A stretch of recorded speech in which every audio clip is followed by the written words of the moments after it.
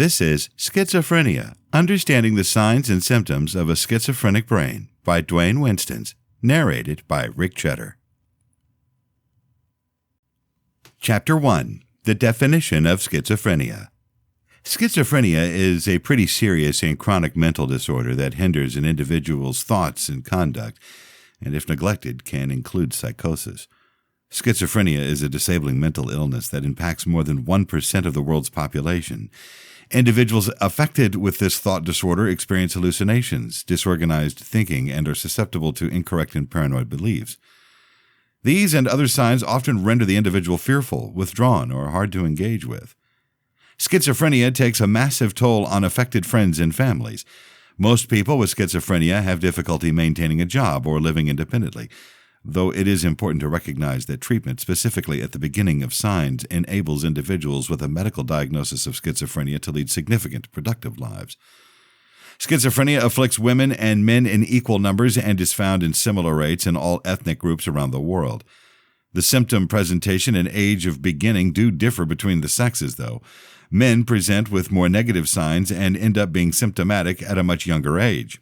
The peak age for the onset in guys is between ages 21 and 25. Ladies are more likely to be identified between ages 25 and 30, and again after age 45. In women with a late onset hormone changes connected with perimenopause or menopause are thought to be a contributing factor, but the mechanism is unclear and has provided debate within the field of psychiatry. Schizophrenia hardly ever occurs in children, but awareness of childhood-onset schizophrenia is increasing. It can be difficult to identify schizophrenia in teens because the first signs of the disease can include withdrawal from friends, a drop in grades, sleep issues, and irritation. Common adolescent habits.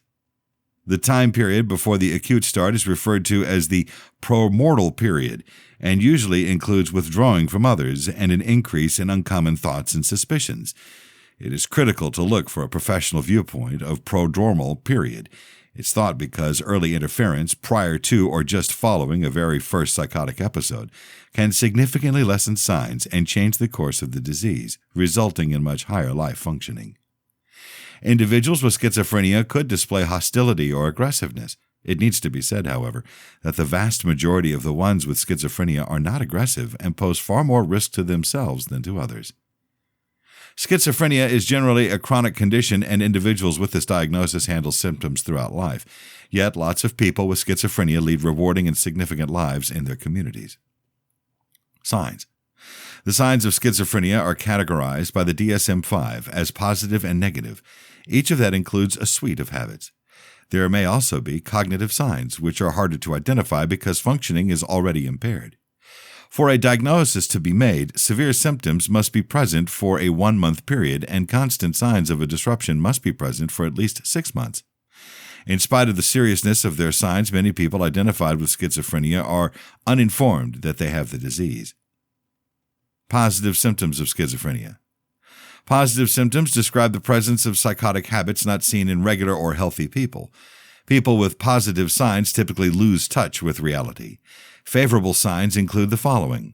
Hallucinations, such as hearing voices, are really common in schizophrenia. Other types of hallucinations include seeing people or things that aren't there, smelling smells that no one else finds, and feeling things like unnoticeable fingers touching the body. Delusions are incorrect beliefs that continue even after others demonstrate that the beliefs are not true or rational. Most people with schizophrenia can have deceptions that seem strange, such as believing that neighbors can control their behavior with magnetic waves. In some cases, they think that they're someone else, like a popular historic figure.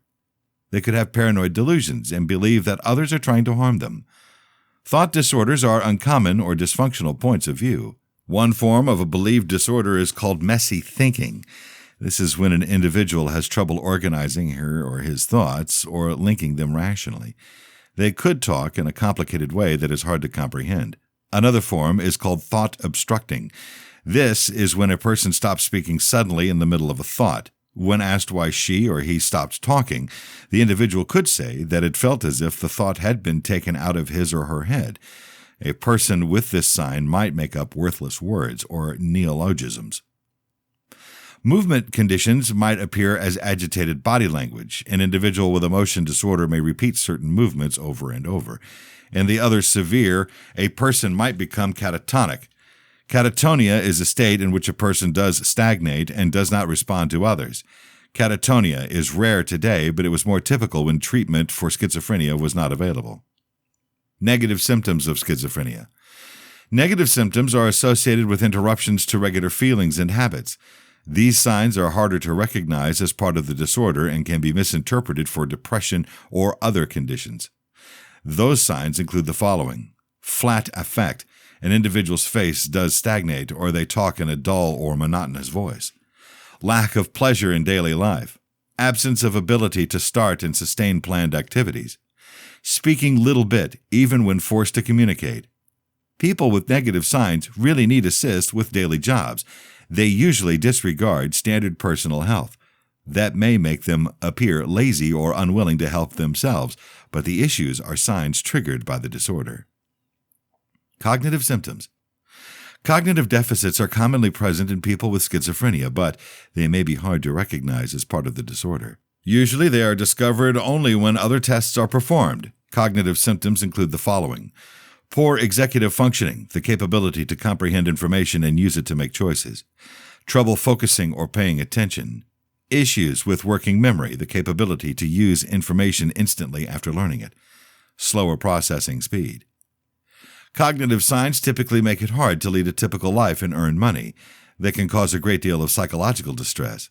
Additionally, the people around an individual with schizophrenia could not understand cognitive deficits exist, so they end up being quickly frustrated when the individual is progressively confused or absent-minded. In prior variations of the DSM, schizophrenia was categorized into the following subtypes: paranoid, messy, catatonic, undifferentiated, and recurring types. In the DSM-5, schizophrenia is instead evaluated based upon intensity. Chapter 2. The most common causes of schizophrenia. Professionals think schizophrenia is brought on by several elements: genes and environment. Researchers have long understood that schizophrenia runs in families. The health problem occurs in roughly 1% of the general population, but it happens in 10% of people who have a first-degree relative with the disorder, such as a parent, brother, or sister. People who have second-degree loved ones, aunts, uncles, grandparents, or cousins with the disease also develop schizophrenia more frequently than the general population. The risk is greatest for an identical twin of an individual with schizophrenia. This person has about a 50% chance of getting the said disorder. Schizophrenia is very polygenic, which suggests that it is triggered by several genes, which alone is sufficient to produce the result.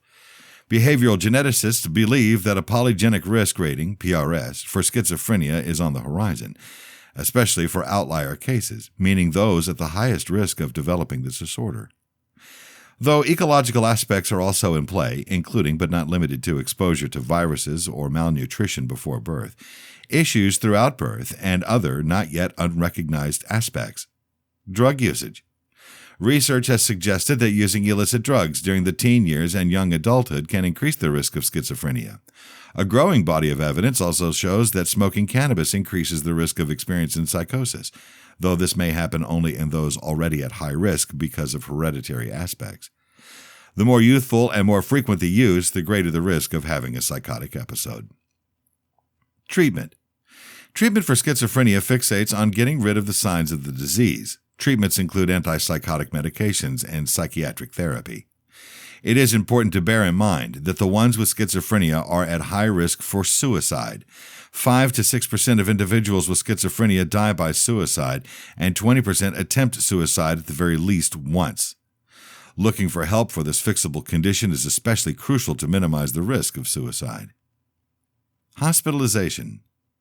Hospitalization might be needed during the acute stage of the disease if an individual presents a danger to himself or others, or is unable to care for himself. Hospitalization is typically suggested to guarantee that the person take necessary action. Medication. Antipsychotics have significantly enhanced the outlook for individual clients, as they lower psychotic symptoms and generally allow the patient to work better and properly. Antipsychotic drugs are currently the best treatment available, but they do not cure schizophrenia or ensure that there will be no further psychotic episodes. The people with schizophrenia might be treated with first-generation or second-generation atypical antipsychotics. Second-generation medications are normally chosen by physicians and clients because they have a lower risk of serious adverse effects. Antipsychotic drugs are typically very effective in treating the positive symptoms of schizophrenia, specifically hallucinations and deceptions. They are normally not as valuable, though, with negative symptoms such as lowered inspiration and emotional expressiveness. Older antipsychotics, neuroleptics, such as haloperidol or chlorpromazine, could produce bad side effects that look like symptoms that are more difficult to treat, such as dullness and movement conditions. Often reducing the dosage or changing to a completely different medicine could decrease these adverse effects. The newer medications, including but not limited to olanzapine, ketapine, risperidone, ziprasidone, aripiprazole, and paliperidone, appear not as likely to have this issue. At times, when individuals with the health problem become depressed, other symptoms can appear to get worse. The symptoms may improve with the addition of an antidepressant medication. Reaction to medication. Antipsychotics are generally in pill or liquid form. Some antipsychotics are in injectable form that's given once or twice a month. Signs of schizophrenia, like feeling upset and having hallucinations, normally go away within 5 days. Symptoms like deceptions typically disappear within some weeks. After about 6 weeks, many people will see a lot of enhancement. Others may have a regression, meaning their symptoms may return or worsen. Normally, regressions happen when people stop taking their medication or when they take it inconsistently. There are those that stop taking the medication because they feel better or they might feel they don't really need it anymore. Nobody should stop taking an antipsychotic medication without talking with his or her medical professional. Negative effects of medication. Antipsychotic drugs have many undesirable side effects. Adverse effects include sleepiness, restlessness, muscle convulsions, dry mouth, tremor, blurred vision, fast heartbeat, sun sensitivity, skin rashes, or menstrual issues for women. Irregular antipsychotic medications can cause major weight gain and changes in an individual's metabolism. This may increase a person's risk of getting diabetes and high cholesterol. A person's weight, glucose levels, and lipid levels should be monitored routinely by a medical professional while taking an atypical antipsychotic medication. Normal antipsychotic medications can trigger negative effects related to physical movement, like rigidness, persistent muscle convulsions, tremblings, or uneasiness. Most bad side effects go away after some days and often can be managed successfully by adjusting the dose or by utilizing other medications.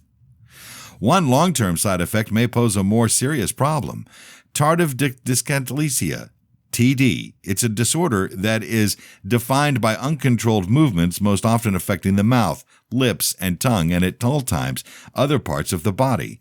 TD is less typical among the ones who use irregular antipsychotics, but some people might still get TD. People who believe that they might have TD need to consult their doctor before stopping their medication. Psychotherapeutic treatment. Restorative treatments can help individuals with schizophrenia who are already stabilized on antipsychotic medication. These treatments help people deal with the everyday obstacles of their illness, such as difficulty with communication, self-care, work, and forming and keeping relationships. Learning and using coping mechanisms to attend to these problems permits individuals with schizophrenia to interact socially and attend school and work. Patients who receive routine treatment also are more likely to keep taking their medication, and they are less likely to have regressions or be hospitalized. A therapist can help patients better comprehend and get used to living with schizophrenia. The therapist can supply education about the disorder, common symptoms or problems clients should experience, and the importance of staying on medications. Illness management abilities. The ones with schizophrenia can take an active role in handling their own health problem. One clients learn standard facts about schizophrenia and its treatment. They can make educated decisions about their care. If they know how to look for the early signs of regression and make a strategy to react, patients can learn to prevent relapses. Clients can also use coping skills to handle relentless symptoms. Integrated treatment for co-occurring substance use disorder.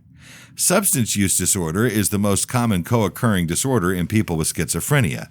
Many people, many treatment programs, don't attend to the particular needs of those with schizophrenia. Rehabilitation. Rehab includes a broad selection of non-medical interventions highlighting social and professional training to help clients and former clients overcome problems. Since schizophrenia generally develops in people at the time of their critical career-forming years of life, ages 18 to 35, and simply because the disease makes normal thinking and functioning tough, most clients do not receive training in the abilities needed for a job. Rehabilitation programs work well when they include both job training and specific therapy included to improve cognitive or thinking skills. Programs might include occupation therapy, job training, problem solving, finance skills, use of public transportation, and social skills training. Programs like this help patients hold jobs, remember important details, and improve their functioning. Individual psychiatric therapy. Individual psychiatric therapy includes regularly arranged talks between the patient and a psychological health professional. The sessions may fixate on current or past problems, experiences, thoughts, feelings, or relationships. A positive relationship with a psychotherapist gives the patients a reputable source of information, compassion, support, and hope, all of which are vital for treating the disease. The therapist can help clients better comprehend and adapt to dealing with schizophrenia by educating them about the causes, signs, or problems they might be having. Nevertheless, psychotherapy is not an alternative to antipsychotic medication. Cognitive behavioral therapy. Cognitive behavioral therapy, CBT, for schizophrenia helps people test the reality of their thoughts and perceptions, and that includes how to not listen to their voices and how to manage their symptoms overall. CBT can help in reducing the severity of signs and decrease the risk of regression. Family education. The people with schizophrenia are usually discharged from the medical facility into the care of their family, so it is very important that the family members understand the troubles associated with the illness. With the support of a psychoanalyst, they can acquire new ways to decrease the person's chance of relapse by having an arsenal of coping techniques and problem-solving abilities to support their ill relative. In this way, the family can help make sure their loved one sticks with treatment and stays on her or his medication. In addition, families should learn where to find outpatient and family services. Self-help groups. Self-help groups for those with schizophrenia and their families are becoming significantly common. While not led by an expert therapist, these groups might be restorative because members provide continuing mutual support and also convenience in knowing that they're not alone. Self-help groups could also serve other crucial functions. Households interacting can be a better function as supporters for research and more healthcare facility and community treatment programs. Likewise, groups could be able to draw public attention to the discrimination many people with mental disorders face. Chapter 3. The Impact of Schizophrenia. Schizophrenia impacts 1% of the population. Its close cousin, bipolar disorder, affects 2 to 5% of the population. Tens of countless people suffer. Signs include hallucinations, delusions, and messy thought and speech patterns. Hallucinations are when people see things or hear things that aren't there, while deceptions are thoughts that aren't true, like paranoid beliefs. Many individuals describe these psychotic symptoms as being out of touch with reality. People detected with schizophrenia could also overlook hygiene, stay away from being people around people, and lack motivation. The illness affects most areas of life and can seriously hinder people at school, work, and in relationships. Dominating treatments focus on antipsychotic medications. As beneficial as these are for some, unfortunately, they can yield poor results for others. A 3-year study that tracked over 6,000 grown-ups diagnosed with schizophrenia shows just how poor. All clients were treated at academic medical centers and were taking antipsychotic medications. The research study tracked 3 metrics: symptom relief, lifestyle, and ability to function in society. Only 4% of those clients attained full relief from the health problem on all 3 steps. Obviously, we really need new treatment ideas for schizophrenia. More clarifications about its causes. No one really knows for certain what causes schizophrenia. Most medical professionals and scientists think it involves a chemical imbalance. This describes neurotransmitters in the brain, substances that send out messages from one brain cell to the other. This theory has largely concentrated on excess activity of a neurotransmitter called dopamine, mainly because all antipsychotic medications block dopamine receptors. While there's a lot of evidence to support the dopamine theory, many existing treatments developed around it have come up short. The treatments appear to only impact some of the signs, not all of them, and don't change the course of the health problem itself. And then there are scientists who see schizophrenia as a neurodegenerative disorder. There is proof that the brains of individuals with schizophrenia are different than other people's brains and can change with time. Some of the changes observed include diminishing some of the brain areas and changes in the connections between different brain areas. Having said that, emerging proof suggests that something else could be behind schizophrenia. Attention has turned to biogenetics, or energy production in the brain cells. It is well known that those with schizophrenia are 3 times more likely to develop diabetes. A common dispute in the field is whether the antipsychotic medications, which are known to trigger weight gain and diabetes, are to blame. Recent research suggests that this is not the entire explanation. Even people recently diagnosed with schizophrenia appear to already have insulin resistance, despite the fact that most don't have diabetes. This implies that their brains might not be getting enough energy from glucose. Other brain research studies have found metabolic abnormalities like higher levels of oxidative stress and inflammation too. Why would the ketogenic diet help? Well, the health version of the ketogenic diet is a high-fat, low-carbohydrate, moderate high-protein diet proven to work for epilepsy. In my article, The Ketogenic Diet May Help Stop Seizures, I explain the history and research showing that the ketogenic diet plan is an effective intervention in treating epilepsy. While described as a diet plan, make no error, this is an effective health intervention. Research studies show that over half of children with epilepsy who don't react to medications experience considerable reductions in the frequency and severity of their seizures, and some being completely seizure-free. Using epilepsy treatments in psychiatry is nothing new. Anticonvulsant medications are typically used to deal with psychiatric disorders. Depakote, Lamictal, Tegretol, Neurotoxin, and Topamax, and all of the benzodiazepines medications like Valium and Ativan, frequently recommended for anxiety, are all examples of anticonvulsant medications routinely prescribed in the treatment of psychiatric conditions. Because of this, it is not irrational to think that a proven anticonvulsant dietary interference might also help some individuals with psychiatric signs. Interestingly, the results of this diet plan on the brain have been studied for decades simply because neurologists have been trying to find out how it operates in epilepsy. This diet plan is known to produce ketones, which are used as a fuel source in place of glucose. This could help to provide fuel to insulin-resistant brain cells. This diet plan is also known to impact a number of neurotransmitters and ion channels in the brain, improve metabolism, and reduce inflammation. So there is existing science to support why this diet plan may help schizophrenia. But does it really work? An 82-year-old woman with persistent paranoid schizophrenia since the age of 17, the first patient recorded is a woman who spent nearly her entire life suffering persistent treatment-resistant schizophrenia. For more than 50 years, she endured paranoia, chaotic speech, visual and acoustic hallucinations. By the time she was 70, she was suicidal and had been hospitalized consistently for psychosis or suicide attempts. She had been treated with over 10 different antipsychotic and mood-stabilizing medications, including regular antipsychotic injections. None helped her signs. She was not able to care for herself and had a court-appointed guardian and home health services.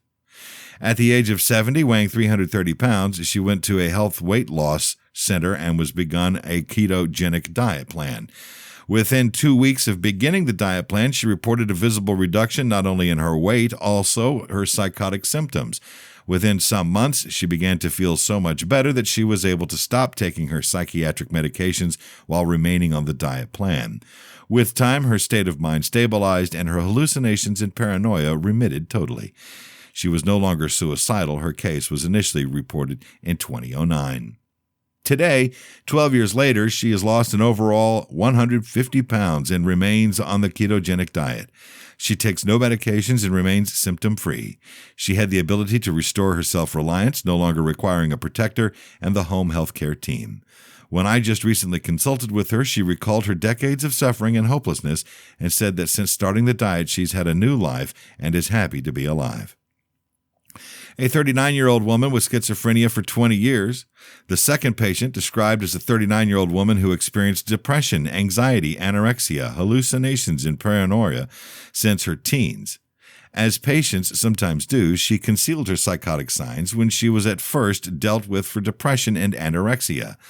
When she finally reported her psychotic signs later in her 20s, she was diagnosed with schizophrenia. For the next 10 years, she was treated with 7 different antipsychotic medications, including clozapine, called the gold standard antipsychotic medication. Together with antidepressants and anti-anxiety medications, nonetheless, she continued to have symptoms. She was having persistent intestinal issues, so she saw a physician who suggested the ketogenic diet. Noticing some improvement of her symptoms and being frustrated with all of her psychotic medications, she unwisely stopped taking all 14 of her medications cold turkey. This sent her into severe psychosis, needing an extended hospitalization. In the hospital, she was remedicated with Haldol decanoate, which is an injectable medication. It's not worked for her formerly, and she continued the ketogenic diet. Within a month on both Haldol and the ketogenic diet plan, she reported complete remission of her psychotic signs for the first time since she was 14. Over the following year, she slowly lessened Haldol and remained devoid of psychotic symptoms. What's interesting is that she lost 70 pounds from the diet plan, which intensified her anorexia. She has since gained back 30 of those pounds and maintains a healthy weight today. 5 years after beginning the ketogenic diet, she is off all antipsychotic medications and remains on the diet, and is without all psychotic symptoms. She has also finished graduate school and now works at a full-time job. More evidence of the ketogenic diet for schizophrenia. While inspiring, these 2 case reports are not the first of their kind. They join a growing body of evidence supporting the use of the ketogenic diet in the treatment of schizophrenia. Schizophrenia in 1965. In 1965, 10 women hospitalized with schizophrenia who were already receiving medications and electroconvulsive treatment, ECT or shock treatment, were also put on the ketogenic diet plan for a month. The scientists reported that their signs enhanced after 2 weeks on the diet plan, but then returned back to their baseline level of symptoms after the diet was stopped. Schizoaffective disorder in 2017. In 2017, I reported 2 other cases of schizoaffective disorder improving considerably on the ketogenic diet. Schizoaffective disorder as a medical diagnosis that includes both a mix of schizophrenia and a state of mind disorder. Typically, bipolar affective disorder, 1 man and 1 woman, both in their 30s, had suffered treatment-resistant schizoaffective disorder for many years. On the diet, their signs were significantly enhanced, and they both lost significant quantities of weight. Off the diet, their symptoms returned. Schizophrenia in Ecuador. In 2018, 2 Ecuadorian twins, 1 male and 1 woman, diagnosed with schizophrenia since the ages of 14 and 18, were started on a 6-week trial of the ketogenic diet. This study had a shrink rate each twin's signs while being uninformed of their diet plan status. Remarkably, only when the patients were compliant with the diet plan did their symptoms improve. They also both lost weight. When they stopped the diet plan at the end of the study, their symptoms went back to their standard level. Schizophrenia in mice. In 2015, researchers carried out a research study of the results of the ketogenic diet plan in a mouse model of schizophrenia. Research studies exactly like this are used in the development of new antipsychotic medications. The ketogenic diet plan was found to normalize the mouse habits related to schizophrenia, including an antipsychotic effect. In 2018, the exact same scientists published another research study of the ketogenic diet normalizing impaired pre-pulse inhibition of mice, yet another marker commonly associated with schizophrenia. The mice on the ketogenic diet appeared typical on this measure. Interestingly, weight loss was a factor for which they controlled in developing the research study. Some of the mice were calorie restricted and others were not. They concluded that weight loss was not required to get the advantage of the ketogenic diet. The diet alone was enough. Implications. The 2 women described in the schizophrenia research short article above, who are presently in complete remission from schizophrenia, most likely do not care why this diet worked. The proof is in the pudding for them. However, we physicians like to know more about how and why things work and better understand how many more people may respond to this kind of treatment. Clearly, more research is needed. Even so, make no mistake, all of these research findings, from the basic science of schizophrenia to the case reports and research studies discussed here, open up a new field of inquiry, one based on totally novel systems of action and an entire new way of understanding schizophrenia. I, for one, am enthusiastic for the countless people suffering. The quicker we can prove more reliable treatments, the better it will be for all of us. Should somebody try this diet plan on their own? In case you have schizophrenia or any serious condition and are considering using the ketogenic diet as a treatment, I strongly advise that you consult with a healthcare professional before trying this diet. So why is that?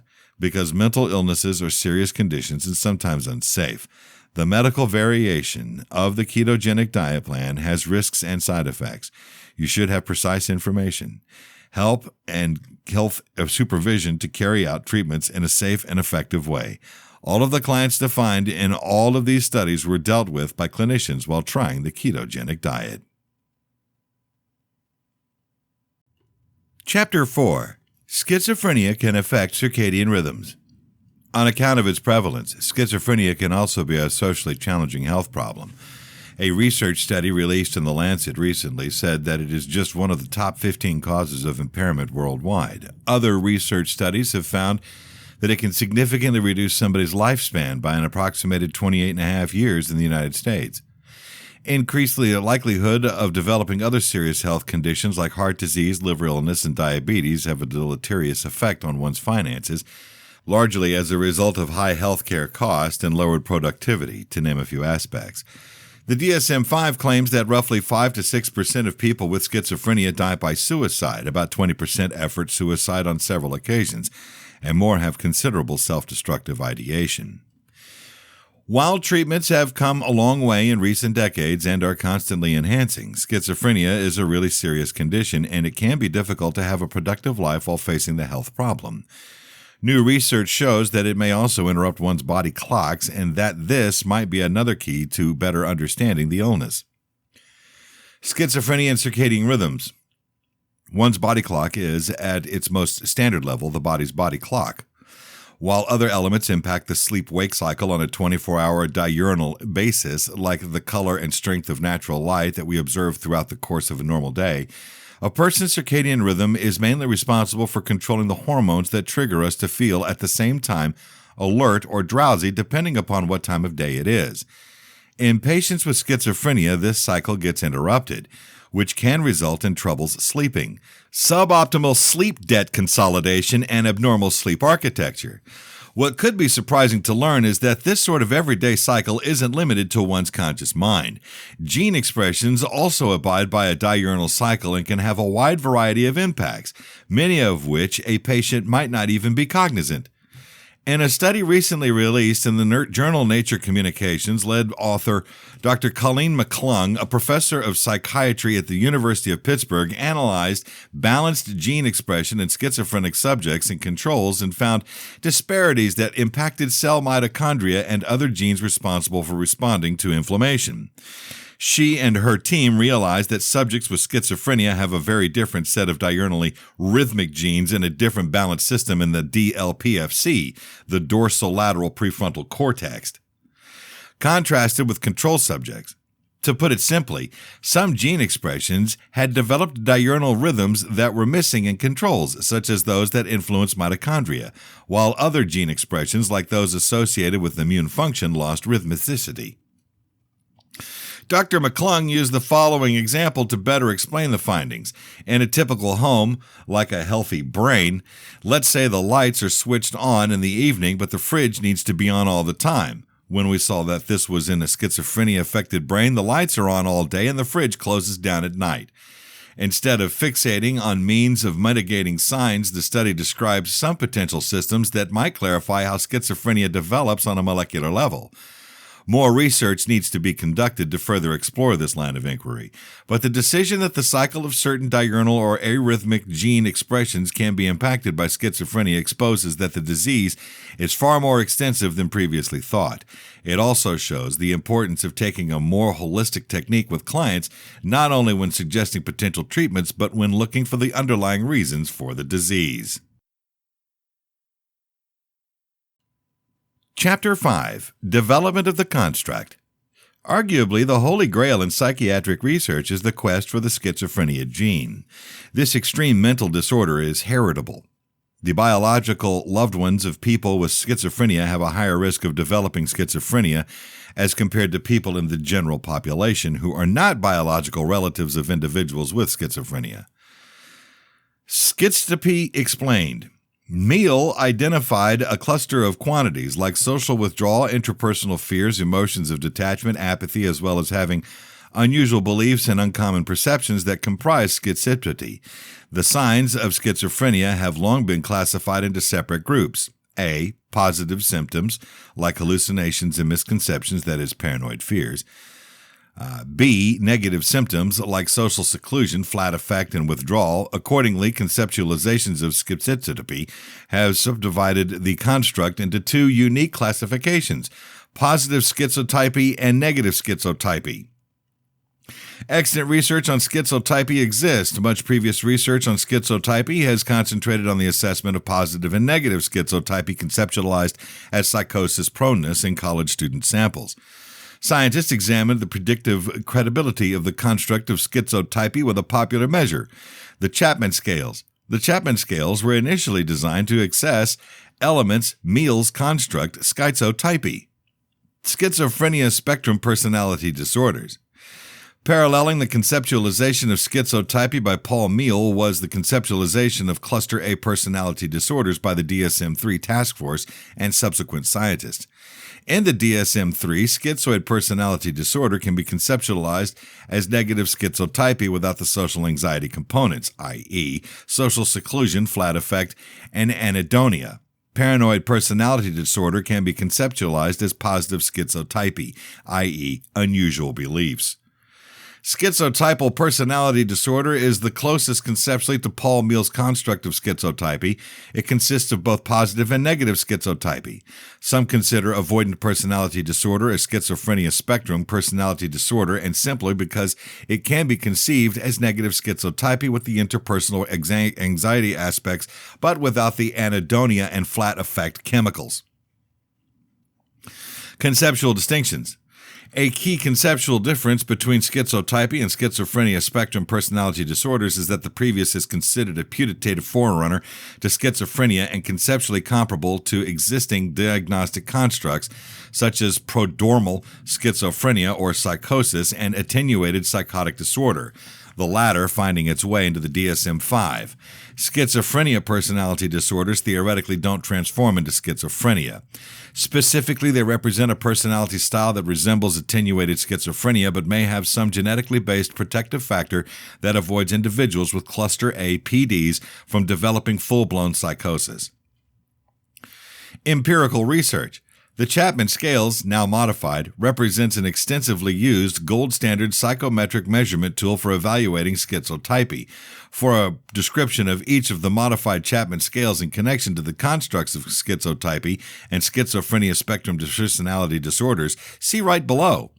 Social anhedonia, negative system schizotypy, schizoid personality disorder, schizotypal personality disorder. Physical anhedonia, negative symptom schizotypy, schizoid personality disorder. Magic ideation, positive symptom schizotypy, paranoid personality disorder, schizotypal personality disorder. Perceptual aberration, positive symptom schizotypy, schizotypal personality disorder. Research on schizotypal personality disorder usually takes this perspective and seeks to better understand its neurobiological and hereditary substrate in order to identify, putatively protects biomarkers for schizophrenia. Other research on schizotypal personality disorder has analyzed the results of injections of oxytocin, the attachment hormone, to measure its impact on the desire for social relationships and emotions of interpersonal correctedness. Chapter 6. Psychosis. Psychosis occurs when an individual loses touch with reality, a break that can be frightening to experience or to observe in a loved one. Psychosis can include hallucinations, deceptions, messy speech, and unusual movements. Hallucinations perceiving something that doesn't exist, and deceptions or false beliefs are trademarks of psychosis. Chaotic speech may manifest as incoherent babbling, and unusual movements can include motionless, a state called catatonia. Psychosis is a sign, not a classifiable disorder in and of itself. Relentless signs of psychosis could cause a diagnosis of a schizophrenia spectrum disorder, such as schizophrenia, schizoaffective disorder, or schizophreniform disorder. Psychosis can also be a symptom of bipolar disorder, but psychosis can show up from other sources, such as sleep deprivation, alcohol, or drugs. It is very important to seek professional help as quickly as psychosis is knowledgeable or suspected. Comprehending psychosis. Before young adults experience their first psychotic episode, they typically show signs that something is awry. Their behavior may appear unusual, confused, or withdrawn, and they could begin to struggle in school or at work. Looking for help throughout this stage or active psychosis is crucial. Treatment can enable people to manage the condition and continue along their life course during their years of early adulthood. What are early cautionary signs and signs of psychosis? Behavioral changes may be experienced and observed just before a full psychotic episode, and those signs include withdrawal from good friends and social activities, a drop in grades or job performance, blunted feeling or inappropriate feeling, a failure to think clearly and the sense that something is off, suspicions about the conduct of others, aggressiveness towards others, memory issues and distractibility, sensitivity to stimuli like bright lights, sound, colors, and textures, strange use of words and phrases and mangled syntax, quick speech and ridiculous declarations. What is the first episode psychosis, FEP? Psychosis frequently emerges in adolescence and young adulthood as a matter of fact. Around 100,000 people in the U.S. experience a first episode of psychosis, or FEP, each year. That might be preceded by a phase when their grasp on reality cracks and slips away. They may perceive things that aren't there, misinterpret social interactions, or struggle with abstract thought. How long does a psychotic episode last? The acute phase of psychotic episodes can vary in length, spanning some days to a few weeks. A health diagnosis of schizophrenia includes signs such as deceptions, hallucinations, and chaotic speech that last longer than a month, while short psychotic disorder is detected those symptoms last for less than 1 month. Which mental health disorders include psychosis? Psychosis is a trademark of schizophrenia, which impacts 20 million people everywhere, and other schizophrenia spectrum conditions such as schizoaffective disorder and schizophreniform disorder. It can also happen throughout manic episodes of bipolar affective disorder, extreme depression, delirium, and other conditions. Are people who have psychosis unsafe? It can be very creepy to see a loved one lose touch with reality, but people experiencing psychosis are practically never ever unsafe. They're more likely to hurt themselves than others through self-harm, a mishap, overlook, or vulnerability to exploitation, and for that reason, it's essential to help the individual look for health and/or psychiatric attention. Causes of psychosis. Scientists still do not have a clear understanding of what triggers psychosis. Genetics play a vital role because the risk of developing schizophrenia is higher for twins and instant relatives with the condition. However, the development of psychosis incorporates a lot of more than one's genetic profile. It is very likely because of a mix of biological, mental, and social elements. For the ones who are more susceptible to it, psychosis can show up as a result of stress, trauma, or other events. What activates a psychotic episode? Psychotic episodes, in many cases, may be triggered by particular triggers, other than the underlying presence of conditions such as schizophrenia and bipolar affective disorder. Signs may be provoked by anxiety and stress, alcohol or drug use, and absence of sleep. Can cannabis trigger psychosis? The relationship between psychosis and cannabis is complex, and it's tough to disentangle whether one causes the other. Can caffeine induce psychosis? Case studies have discovered that high caffeine use can induce psychosis in otherwise unhealthy people. Caffeine can also worsen signs in the ones that already have a psychotic disorder. Lowering and getting rid of caffeine in those cases allowed symptoms to ease off. Can COVID-19 induce psychosis?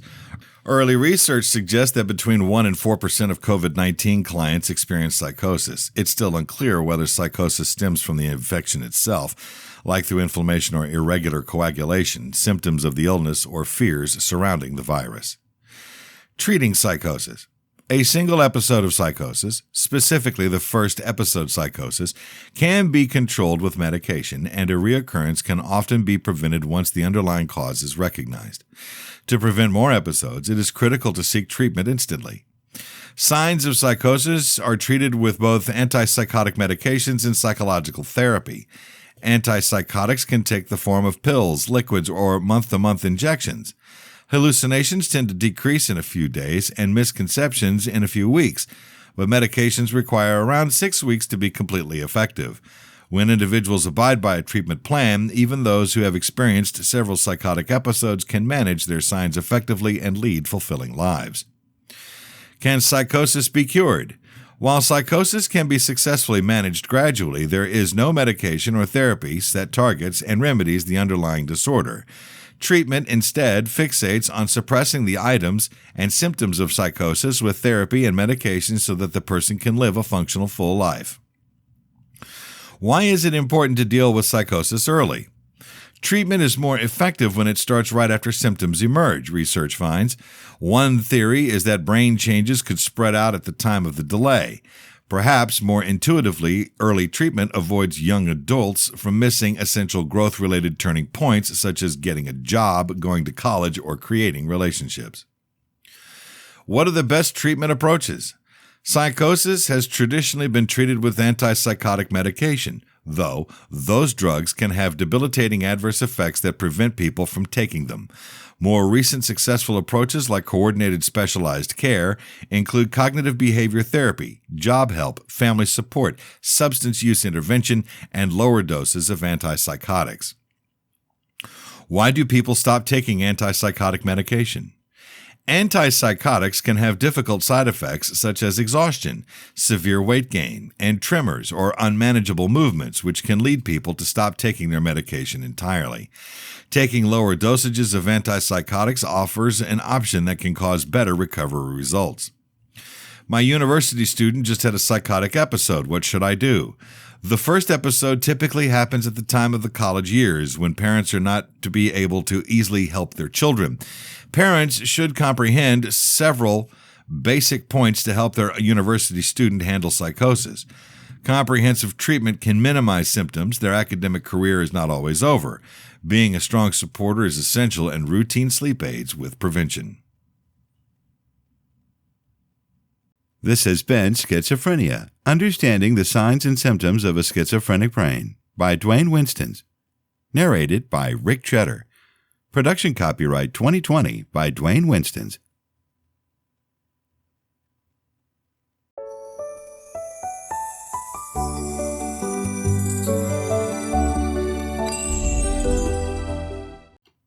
This is Schizophrenia, Grasping the Infernal Frustrations of a Mind Filled with Hallucinations and Delusions, written by Dwayne Winstons and narrated by Rick Cheddar. Chapter 1. The Truth About Schizophrenia.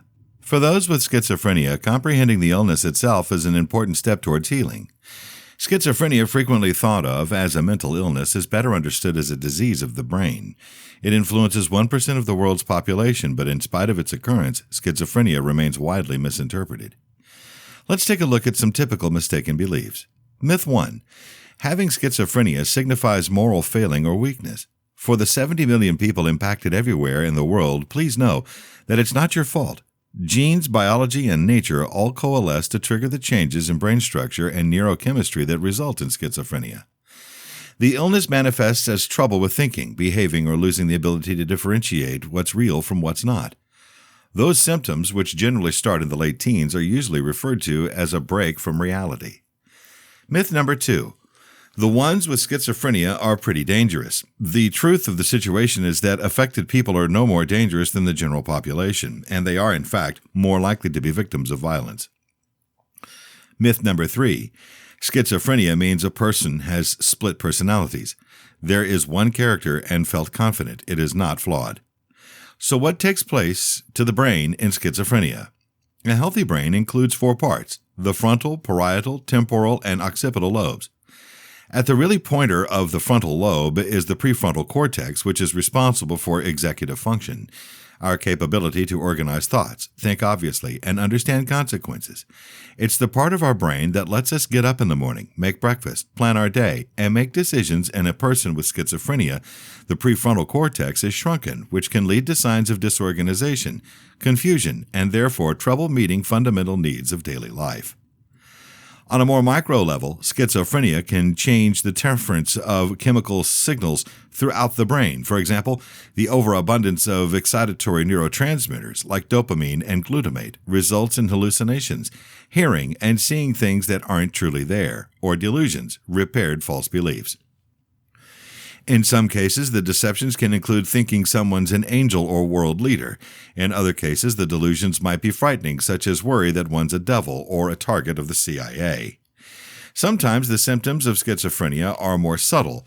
Lethargy, low motivation, trouble assembling meaningful sentences, or disregarding self-care by not showering or eating can result from low levels of serotonin, another neurotransmitter.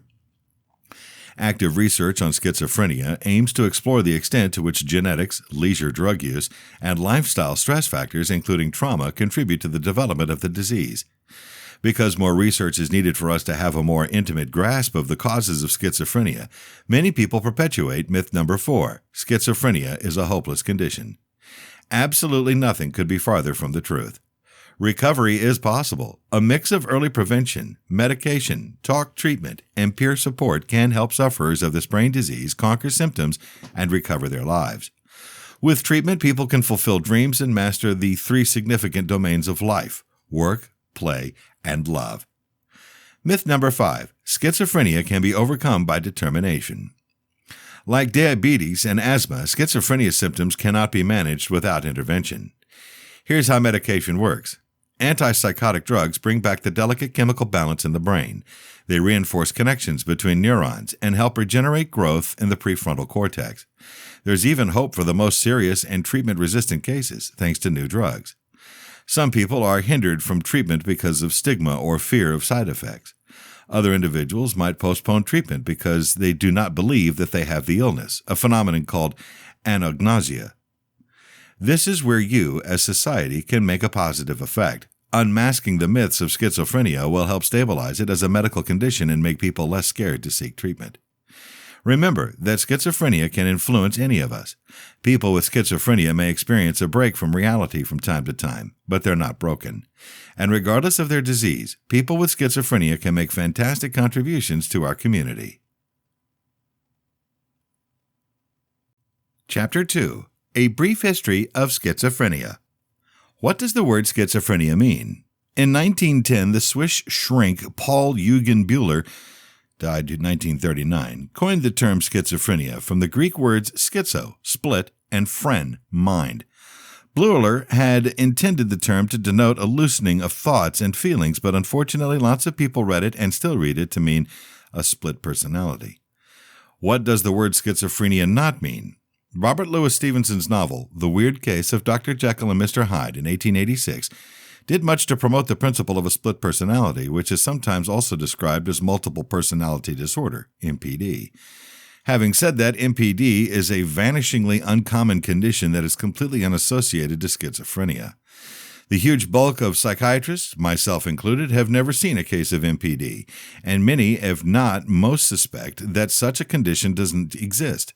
Yes, schizophrenia victims could hear different voices or harbor unusual beliefs, but this is not the exact same as having a split personality. Unlike Dr. Jekyll, schizophrenia victims don't all of a sudden alter into a completely different, unrecognizable individual. Paradoxically, Bühler had intended to clarify matters by replacing the older, much more deceptive regard to dementia, Praesox, dementia of early life. This older term had been promoted by the distinguished German psychiatrist Emil Kraepelin, died 1926, who actually believed, incorrectly, that the disease only struck young people and undoubtedly resulted in mental degeneration. Bühler disagreed on both counts and, because of that, renamed the health problem schizophrenia. He held that, rather than psychological wear and tear, schizophrenia caused a sharpening of the senses and heightened consciousness of memories and experiences.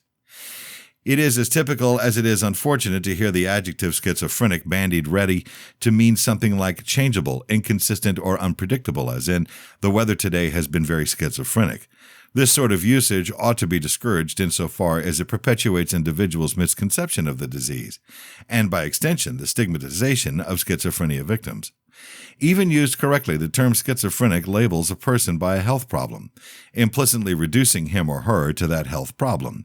However, people aren't schizophrenics any more than they are diabetics or suffering with tooth pain. Who found schizophrenia? Regardless of his drawbacks, Kraepelin was the first to distinguish schizophrenia from the other forms of psychosis, and in particular from the affective psychoses that can supervene in state of mind conditions like depression and bipolar affective disorder. His classification of mental disorders, the Compendium der Psychiatrie, is the forerunner of today's most influential classifications of mental conditions. The Diagnostic and Statistical Manual of Mental Disorders, 5th Revision, DSM-5, and the International Category of Diseases, 11th Revision, ICD-11, and also noting mental conditions. These categories offer functional meanings and diagnostic criteria that clinicians and scientists use to establish and validate diagnoses. Kraepelin initially took schizophrenia from other forms of psychosis in 1887, but that is not to say that schizophrenia, or dementia praecox, as called it, did not exist long before his day. The oldest readily available description of an illness closely looking like schizophrenia can be found in the Ebers Papyrus, which dates back to the Egypt of 1550 BCE, and archaeological finds of Stone Age skulls with burr holes drilled probably to release evil spirits have resulted in speculation that schizophrenia is as old as humankind. How was schizophrenia viewed in the previous decades and centuries? In antiquity, most individuals did not think of insanity, a term that they used indiscriminately for all forms of psychosis concerning mental illness. But in regard to magnificent punishment or demonic possession, evidence for this originates from the Old Testament, and most significantly from the first book of Samuel, according to which King Saul ended up being mad after ignoring his religious responsibilities and angering God. The fact that David used to play on his harp to make Saul better suggests that even in antiquity, people actually believed that psychotic diseases could be effectively dealt with. But the Spirit of the Lord departed from Saul, and an evil spirit from the Lord troubled him. And it occurred, when the evil spirit from God was upon Saul, that David took an harp and played with his hand. So Saul was refreshed and was well, and the friend departed from him. When did people first begin thinking of schizophrenia as a disease? In Greek mythology and the Homerian impressives, madness is similarly thought of as penalty from God or the gods, and it is in real fact not till the time of the Greek doctor Hippocrates, who died 377 BCE, that mental disorder first ended up being an object of clinical speculation. Hippocrates taught that madness arises from an imbalance of four bodily humors, and that it could be cured by rebalancing these humors with such treatments as unique diets, purgatives, and bloodlettings. To modern-day readers, Hippocrates' ideas may seem improbable, maybe even on the dangerous side of eccentric, but in the 4th century BCE, they represented a significant advance on the idea of mental disorder as a penalty from God. Only from the brain springs our pleasures, our feelings of joy, laughter, and jokes, our pain, our sadness, and tears. This exact same organ makes us mad or confused, influences us with fear and anxiety. The Greek thinker Aristotle, who died 322 BCE, and later the Roman physician Galen, who died 216 CE, expanded on Hippocrates' humoral theories, and both men played an important role in establishing them as Europe's dominant health model. In ancient Rome, the physician Asclepiades died 40 BCE, and the statesman and thinker Cicero, who died 43 BCE, rejected Hippocrates' humoral theories, asserting, for example, that melancholia, depression, resulted not from an excess of black bile, but from feelings like rage, fear, and grief. Sadly, in the 1st century CE, the impact of these luminaries began to decline, and the influential Roman doctor Celsus, who died 50 CE, restored the idea of madness as a penalty from the gods, an idea which gained currency with the rise of Christianity and the fall of the Roman Empire. In the Middle Ages, faith became central to cure, and along with the medieval asylums like the Bethlehem, an infamous asylum in London that is at the origin of the expression "like a bad day at Bedlam," Some monasteries transformed themselves into centers for the treatment of mental disorder. This is not to say that the humoral theories of Hippocrates had been supplanted, but simply that they had been included into the prevailing Christian dogma, and the purgatives and bloodlettings continued along with the prayers and confession. How did those beliefs alter? The burning of the so-called heretics, usually people struggling with psychotic illnesses such as schizophrenia, began in the early Renaissance and reached its peak in the 14th and 15th centuries. First released in 1563, De Prestigiis Daemon, The Deceptiveness of Demons, argued that the madness of heretics resulted not from magnificent penalty or demonic possession, but from natural causes. The Church proscribed the book and implicated its author, Johann Weyer, of being a sorcerer. From the 15th century, scientific breakthroughs like the anatomy of Vesalius, died 1564, and the heliocentric system of Galileo, 1642, began challenging the authority of the Church, and the center of attention and study slowly shifted from God to man and from the heavens to the earth. Even so, the humoral theories of Hippocrates perdured into the 17th and 18th centuries. To be mocked by the playwright Molière, 1673, in such works as La Maladie Imaginaire, The Imaginary Invalid, and Le Médecin malgré lui, The Doctor in Spite of Himself. Empirical thinkers such as John Locke, 1704, in England, and Denis Diderot in 1784 in France, challenged this status quo by arguing very much as Cicero had done, that reason and emotions are brought on by nothing more or less than feelings. Also, in France, the doctor Philippe Pinel, 1826, started concerning mental disorder as the outcome of exposure to psychological and social stress factors, and to a lower level of genetics and psychological damage. A landmark in the history of psychiatry, Pinel's Traité Médicio, Philosophie sur l'annihilation mentalia ou la manie, a treatise on insanity, called for a more humane technique to the treatment of mental illness. This moral treatment included respect for the person, a trusting and confiding doctor-patient relationship, decreased stimuli, routine activity, and the abandonment of old-fashioned Hippocratic treatments. At about the same time as Pinel in France, the Tukes, dad and son, in England established the York Retreat, the first institution for the humane care of the insane in the British Isles. How did beliefs develop in the 20th century? Sigmund Freud, 1939, and his disciples influenced much of the 20th century psychiatry, and by the second half of the century, a majority of psychiatrists in the USA, although not in the UK, had come to believe that mental disorders like schizophrenia arise from unconscious disputes originating in early childhood. In the latter part of the 20th century, neuroimaging strategies, hereditary studies, and medicinal developments like the first antipsychotropic drugs, chlorpromazine, entirely reversed the psychoanalytical model of mental illness and triggered an arrival at a more biological, neo-Kraepelian model. At present, schizophrenia is mostly seen as a biological disorder of the brain, although it is also acknowledged that psychological and social stressors can play a vital part in setting off episodes of disease, and that different approaches to treatment should be seen not as contending, but as complementary. However, critics tend to deride this biopsychosocial model as little more than bio model, with psychiatrists lowered to simple diagnosticians and pill pushers. Many critics question the scientific proof underpinning such a robust biological method and require a radical rethink of mental conditions, not as separated disease procedures that can be cut up into diagnostic labels, but as subjective and meaningful experiences grounded in both personal and bigger sociocultural stories. What treatments were used before the introduction of antipsychotropic medication? Febrile diseases like malaria had been observed to temper psychotic symptoms, and in the early 20th century, fever therapy ended up being a typical form of treatment for schizophrenia. Psychiatrists treat to induce fevers in their patients at times by means of injections of sulfur or oil. Other well-known treatments included sleep treatment, gas treatment, electroconvulsive or electroshock therapy, and prefrontal leucotomy or lobotomy, which included severing the part of the brain that processes feelings. Unfortunately, many such treatments aimed more at controlling disrupted behavior than at curing disease or easing suffering.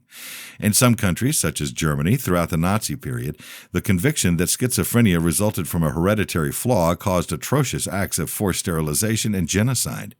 The first antipsychotic drug, chlorpromazine, first became available in the 1950s. Although far from flawless, it opened up a period of hope and promise for those with schizophrenia. So where to now? In 1919, Kreplin specified that the causes of dementia, pre-Cox, are at the present still time mapped, in impenetrable darkness.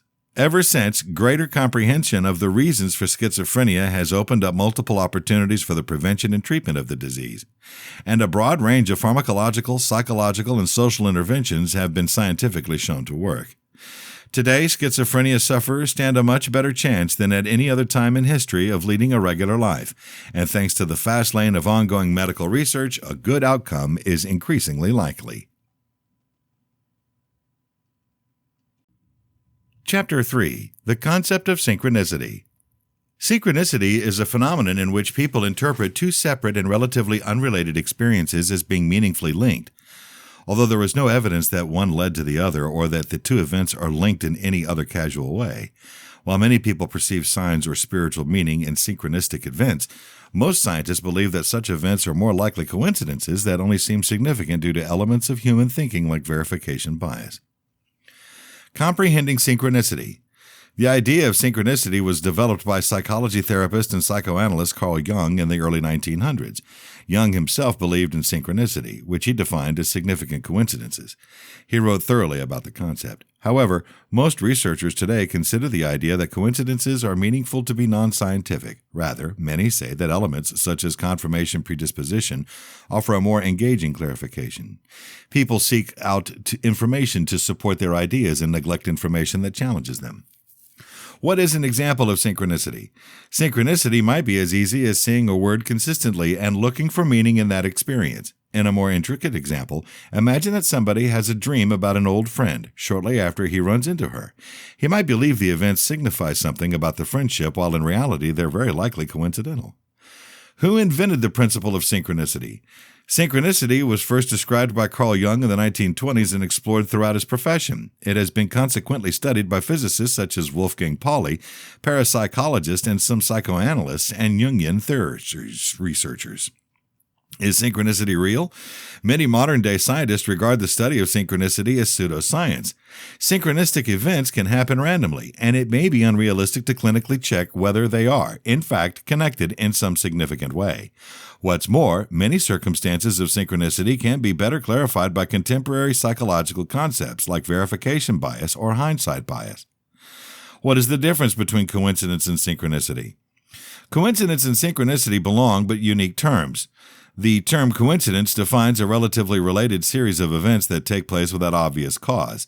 The term synchronicity requires that the individual ascribe much deeper meaning to the coincidence indeed.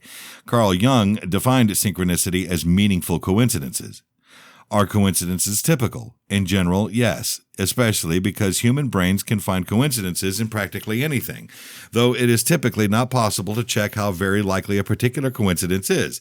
Certain coincidences, like meeting a person with the same birthday, have a quantifiable likelihood.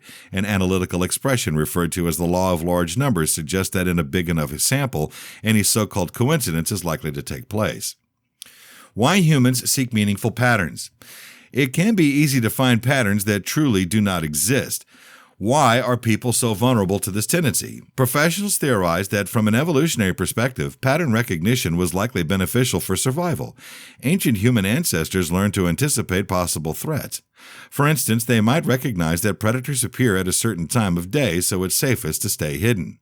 Human beings impose structure and meaning on their lives. If they come across two events that seem associated, they may classify them together, even if there is no objective relationship between the two. Why do I see patterns in everything? The human brain is developed to determine patterns. While this tendency can be useful, it could lead someone to overinterpret a random occurrence or perceive a pattern where none exists. Individuals differ in their tendency to recognize patterns. Those who ascribe greater relevance to patterns might be more likely to see them. Why do I see the exact same word or number all over? Feeling that one is seeing the exact same word or number in multiple spots could be the result of confirmation or hindsight bias, though different words and numbers have different likelihoods of appearing, meaning that some reputed sightings are statistically not as likely than others. Ascribing meaning to such coincidences is an example of synchronicity. Is pattern recognition a sign of intelligence? Exceptional visual or rational pattern recognition abilities are highly associated with high cognitive capability. For this reason, tests of pattern recognition are included in most IQ tests. Even so, extreme pattern recognition, seeing patterns where none actually exist, could be an indication of certain psychological health conditions such as psychosis. Are coincidences a sign?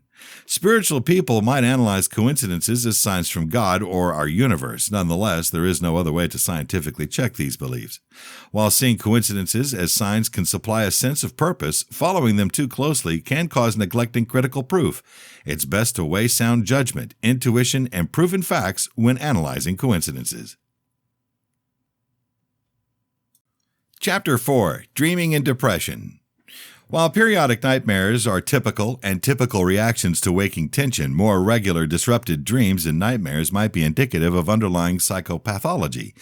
In the more benign case, the frequency and strength of disturbing dreams might show a development and resolution gradually, though chronic terrible nightmares are repetitive, persistent, and associated with lower psychological wellness and histories of trauma or abuse. 1. In fact, regular and stressful nightmares, along with some other qualities of disturbed dreaming like changes in psychological intensity, increased bizarreness, or uncommon character interactions, have been associated with particular psychological disorders, which includes depression, schizophrenia, and personality disorder. Depression. Maybe unsurprisingly, depressed clients report dreams with more negative state of mind and emotion than control subjects, as well as more failures and miseries, compared to the ones with schizophrenia. 2. 13 patients with depression also experience more frequent bad nightmares. 14. Further, depressed clients with a history of suicidal thoughts or behaviors report more death themes in their dreams. Though one research study discovered that depressed patients reported less negative but more neutral effect in their dreams, the authors analyzed this finding to be consistent with the affective flattening seen in depression. Further, one research study of bipolar illness found out that shifts from neutral or negative dream content, as in depression, toward more strange and impractical dreams can forecast alterations between depressive and manic states. This suggests that shifts in affective content of dreaming may take place congruently with vacillations in waking state of mind depression. Besides affective content, depressed clients have been found to play a fairly passive role in their dreams, together with reporting less unusual dreams, lower dream recall frequency, and less detailed dream reports. One study repeatedly awakened depressed clients 5 minutes into REM sleep episodes, a period that usually promotes high dream recall, and found out that depressed clients were regularly not able to remember their dreams. These findings completely are suggestive of a relative inhibition or flattening of dream content in depressed patients. Schizophrenia. Several studies have found the image schizophrenic clients to contain heightened levels of anxiety and negative affect.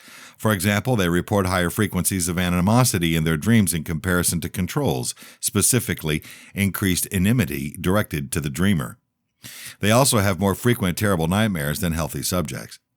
When evaluating the character participation in the dreams of schizophrenics, several studies have found presence of more strangers and less familiar characters or friends, as well as a distinctive finding that the patient is usually not the main character of the dream. The combination of anxious and apprehensive dreams with perceived hostility from complete strangers and unfamiliar characters is consistent with experiences of persecutory deceptions in waking life. Reports on bizarreness have been inconsistent. Some research studies report more bizarreness and implausibility in the imagined individuals with schizophrenia, with others finding no difference in bizarreness contrasted with controls. This consistency might be as a result of the method used for rating dream bizarreness. For example, one research study revealed that schizophrenics self-rate their dreams as less bizarre than judges do, maybe just because they're so used to how bizarre their dreams are. On the contrary, waking musings are regularly found to be more usual in schizophrenic patients. In general, the increased negative effect, higher frequency of nightmares, and unusual character profile of clients' dreams follows waking signs of schizophrenia. Borderline personality disorder. Patients with borderline personality disorder experience more negative dreams and more distress within their dreams and after awakening from dreams. Further, BPD is consistently connected with higher than average headache frequency, and increasing nightmare frequency is associated with more extreme signs. Some scientists suggest that these chronic nightmares could be associated with childhood distressing experiences, which are often linked in the development of borderline personality disorder. Nonetheless, in another research study, character interactions in the imagined borderline patients were found to contain more friendliness and less aggressiveness, as well as less confusion than control subjects' dreams. They also contained increased levels of sensory vividness, which includes movement and acoustic qualities.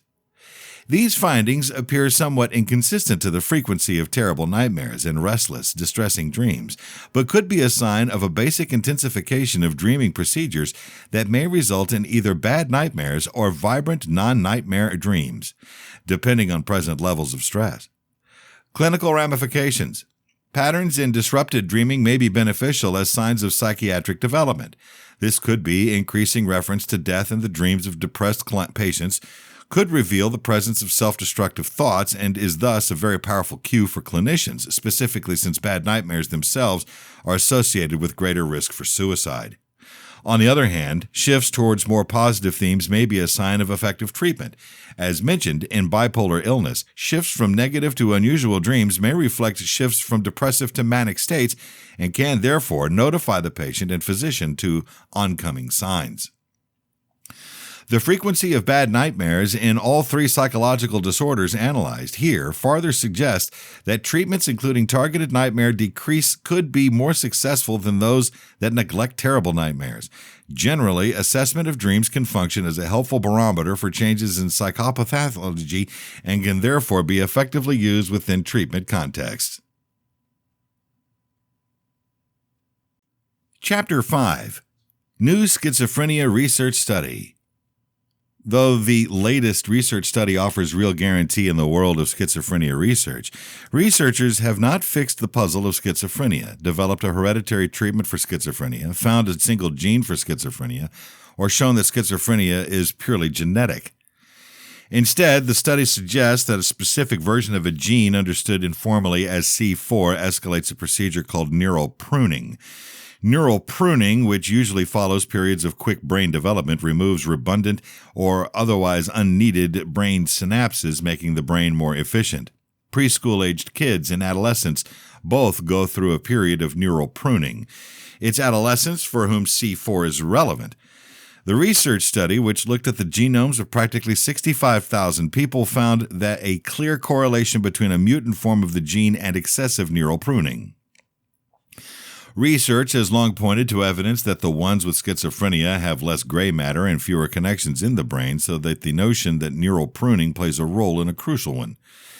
The study does not purport to explain all cases of schizophrenia or perhaps to tie schizophrenia to a specific gene, but it does shed light on a formerly recorded phenomenon, brain differences in the ones with schizophrenia. Here are 5 things you should know about this study, especially if you have schizophrenia. The study does not bring us closer to a schizophrenia cure. Theoretically, comprehending one of the reasons for schizophrenia could clarify a potential treatment. The truth, however, is that schizophrenia cannot yet be cured.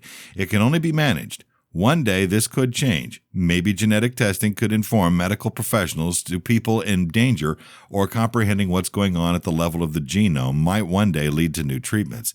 As it stands now, however, we are a long way from such interventions. Changing genes is a risky proposal, since genes don't operate on a basic one-to-one connection.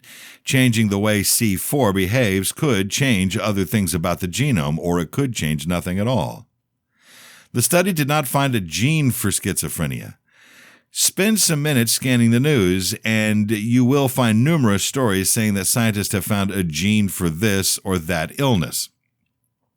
This fundamentally represents the way genes run. In the overwhelming bulk of cases, health problems, particularly intricate behavioral ones, are not brought on by a single gene. Instead, they are brought on by several genes connecting with one another, by environmental changes that alter genes, or by other uncomplicated molecular interactions we don't yet understand. Over the past decade, researchers have revealed more than 100 genes linked to schizophrenia. Those genes may cause different versions of schizophrenia, engage with each other to cause schizophrenia, or behave in some other as yet undiscovered way. Mutant gene C4 revealed the highest correlation with signs of schizophrenia, which means that it could be one of the most important hereditary versions leading to this condition. It's definitely not the only aspect, and research will need to be continuous. Neural pruning does not normally cause schizophrenia.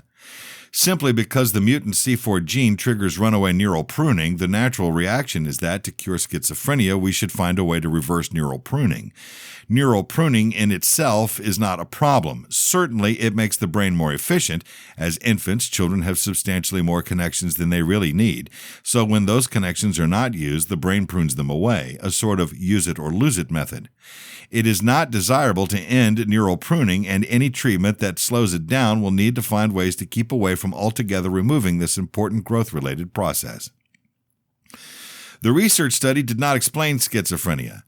Some misguided headlines have said that this research study clarifies or opens schizophrenia, but this is a misstatement of the information. The research is definitely revolutionary, and the study's authors should be lauded for their efforts. Yet there is much we do not understand about schizophrenia, including but not limited to how it changes over the life of individuals with a hereditary version to get the disorder when others do not. And far more. We still don't totally comprehend the hereditary causes of schizophrenia, as the 100-plus genes so far implicated in the disorder indicate. But this landmark research brings us one step closer, so it is tough to overestimate its value.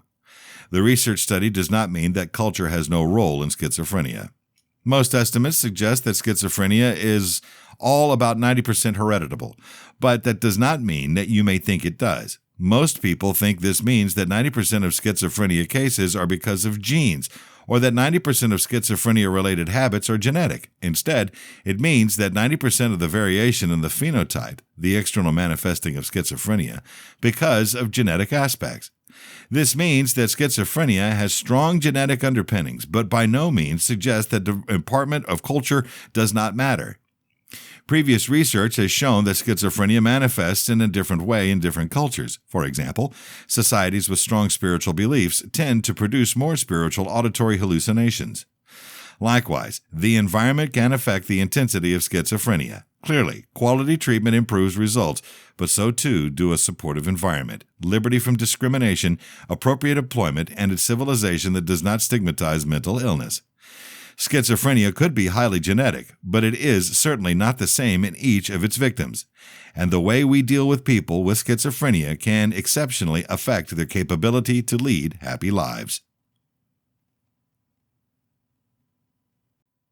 Chapter 6. Clarifying Suicide and Schizophrenia.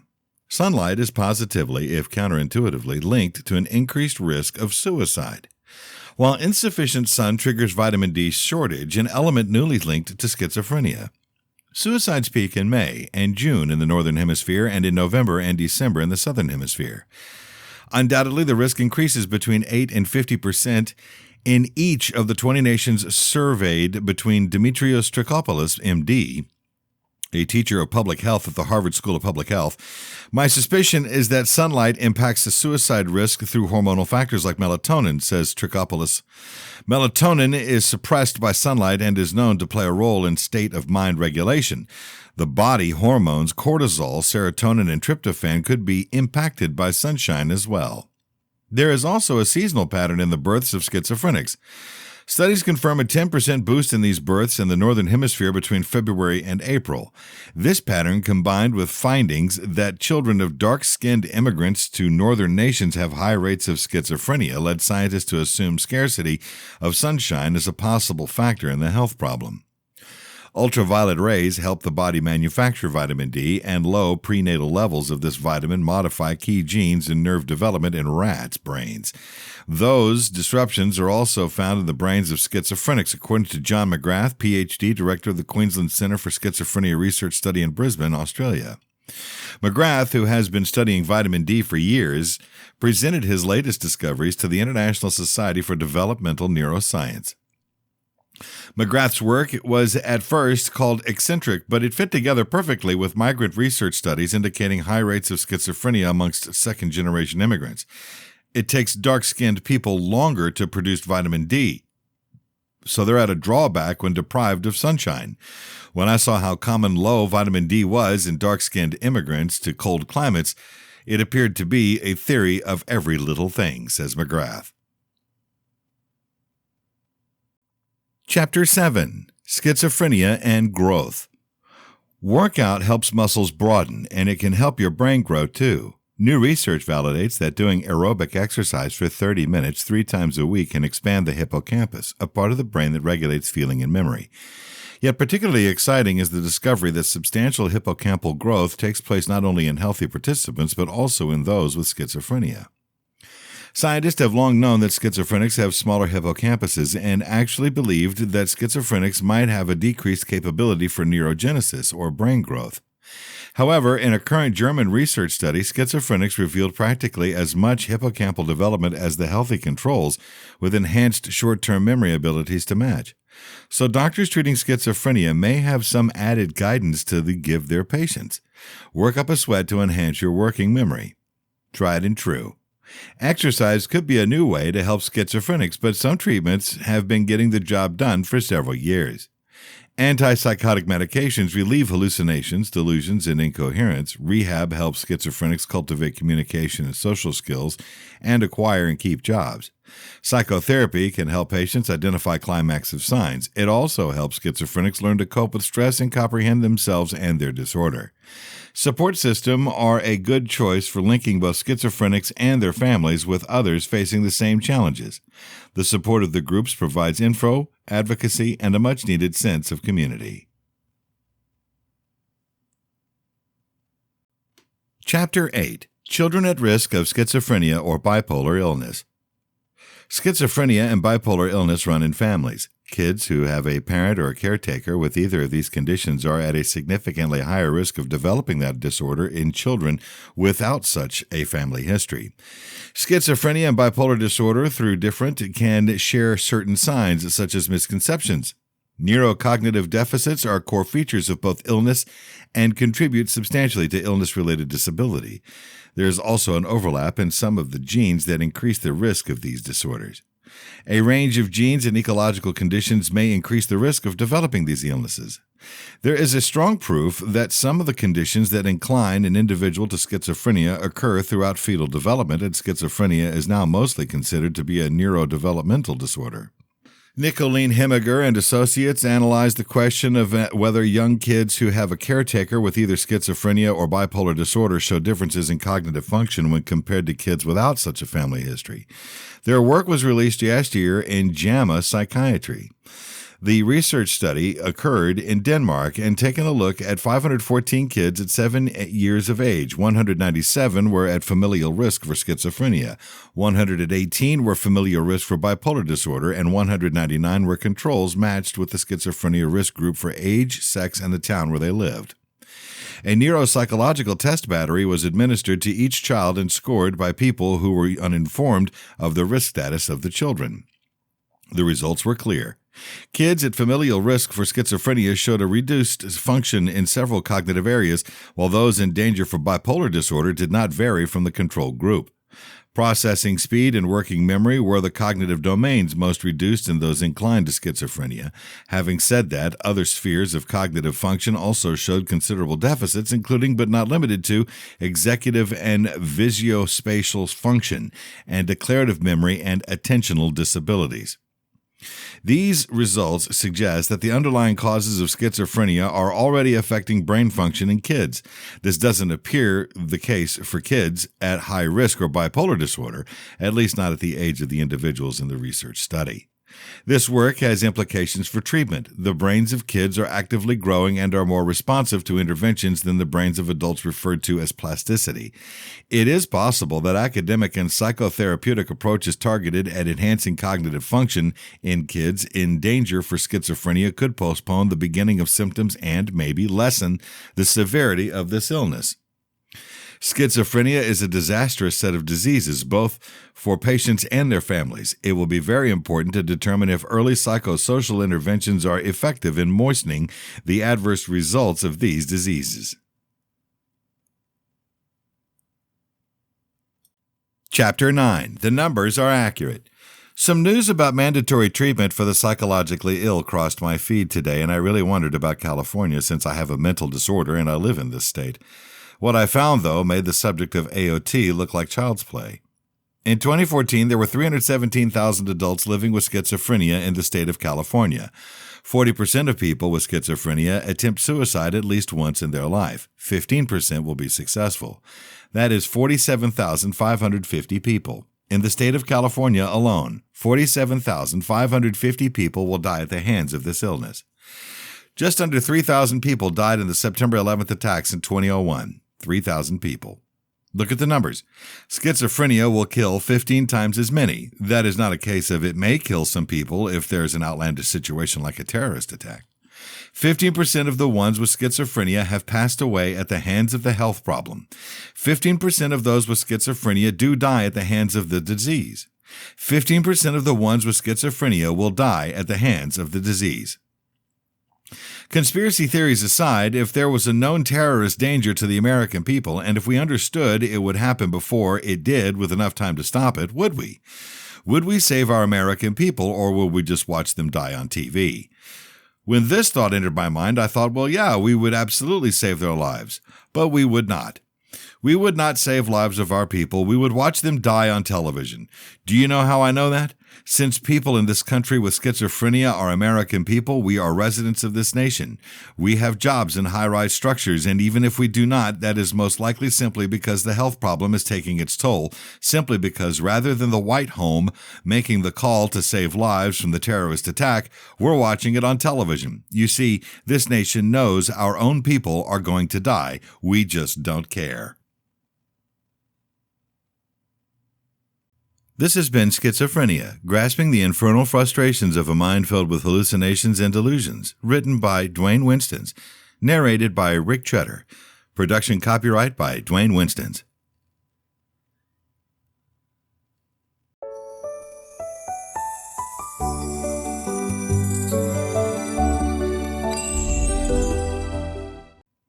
This is Schizophrenia, Knowing What the Voices Are and How to Deal with Them. Written by Dwayne Winstons, narrated by Rick Cheddar. Chapter 1. The 5 Things Everybody Ought to Understand About Schizophrenia. Some who have schizophrenia have spoken up and have tried to clarify the mistaken beliefs about schizophrenia. Here's what one person wanted to say. I've coped with schizophrenia for 10 years, and there are questions that apparently always pop up whenever I trust somebody enough to divulge my analysis. There are also things that catch me off guard about the state of knowledge surrounding significant mental disorders that I'd love to face. Those myths perpetuate the preconception surrounding mental disorder, and someone needs to eliminate them. Here, in no particular order, are 5 things you should know about schizophrenia. 1. We aren't violent. Many research studies have revealed that individuals with significant mental disorders are more likely to be the victims of violent criminal activity than the wrongdoers. Naturally, the stories surrounding school shootings and massacres suggest that only the ones with mental disorders commit these criminal activities. While those people could have mental illness concerns, evil is not an inherent aspect of mental disorder. People with mental disorder are some of the most sensitive, creative, and kind people you will ever meet. We're all just struggling to fight both this misconception and the things in our heads. 2. We are still regular people. Simply because we have a mental illness does not mean we're any less human. We still think and feel, sometimes more deeply than others. If we do something unusual, we're just reacting to the important things our brain is telling us. We are just trying to cope with our environment, and in some cases, our minds play tricks on us. We're just as frightened as you are, maybe more. 3. Schizophrenia is not split personalities. It's a huge misconception that schizophrenia is the same as dissociative identity disorder. These are 2 different conditions, but thanks to Hollywood and the media, people have come to believe that schizophrenia and dissociative identity disorder are the same thing. While schizophrenia in Latin means of 2 minds, it does not mean there are 2 different personalities inside of us. We suffer from something called psychosis, and this infers that the primary facet of schizophrenia is the belief that we see or hear or experience things that aren't there. Whether it is a misconception or a hallucination or paranoia, the most important takeaway is that we are experiencing something which is not real. Sometimes we do not know this fact, and because of that, we tend to get confused about things. 4. We're definitely not lost causes. There's an idea among people both inside and outside of the mental health field that schizophrenia is a life sentence of minimal abilities and an inability to operate typically in society. However, it's absolutely nothing more than a health problem, an illness that can be handled and overcome. While we might never get rid of some of the symptoms, we are just as capable as anybody else of being a contributing member of society. The disease could even stimulate us to great things in an effort to prove this idea wrong. Before you dismiss us, know that we want normalcy as well. 5. Not everybody has the exact same symptoms. Some think that there are significant common symptoms of schizophrenia present in each case, but the truth is, each person is special. Some might only experience psychosis, while others could have hallucinations. I have only ever had psychosis, paranoia, and delusions. Schizophrenia is a spectrum disorder, which means there's a vast series of possibilities for how the disease may manifest. There are some common signs, but each of us is different. Generally, dealing with schizophrenia means attempting to maintain a rare balance between the important things our brain is telling us and reality. We're all just attempting our best to live regular, well-balanced lives. The last things we need to deal with are outdated media conceptions that we're violent beasts or alarmingly unhinged. We want normalcy just as much, if not more, than anyone else. We are kind, sensitive, smart, creative, and deeply caring. So please do not put labels on us that paint us as anything different. We just want to be succeeding. Chapter 2. The Knowledge of Silvano Areti, Leader in Schizophrenia. Silvano Areti's classic book, Analysis of Schizophrenia, was awarded the 1975 USA National Book Award in the Science classification. Over about 40 years later, it remains the most extensive and extensive mental examination of the most complex condition to affect humanity, schizophrenia. Given the existing state of psychiatry, both mental health specialists and their clients would be wise to evaluate Areti's large contributions to the field.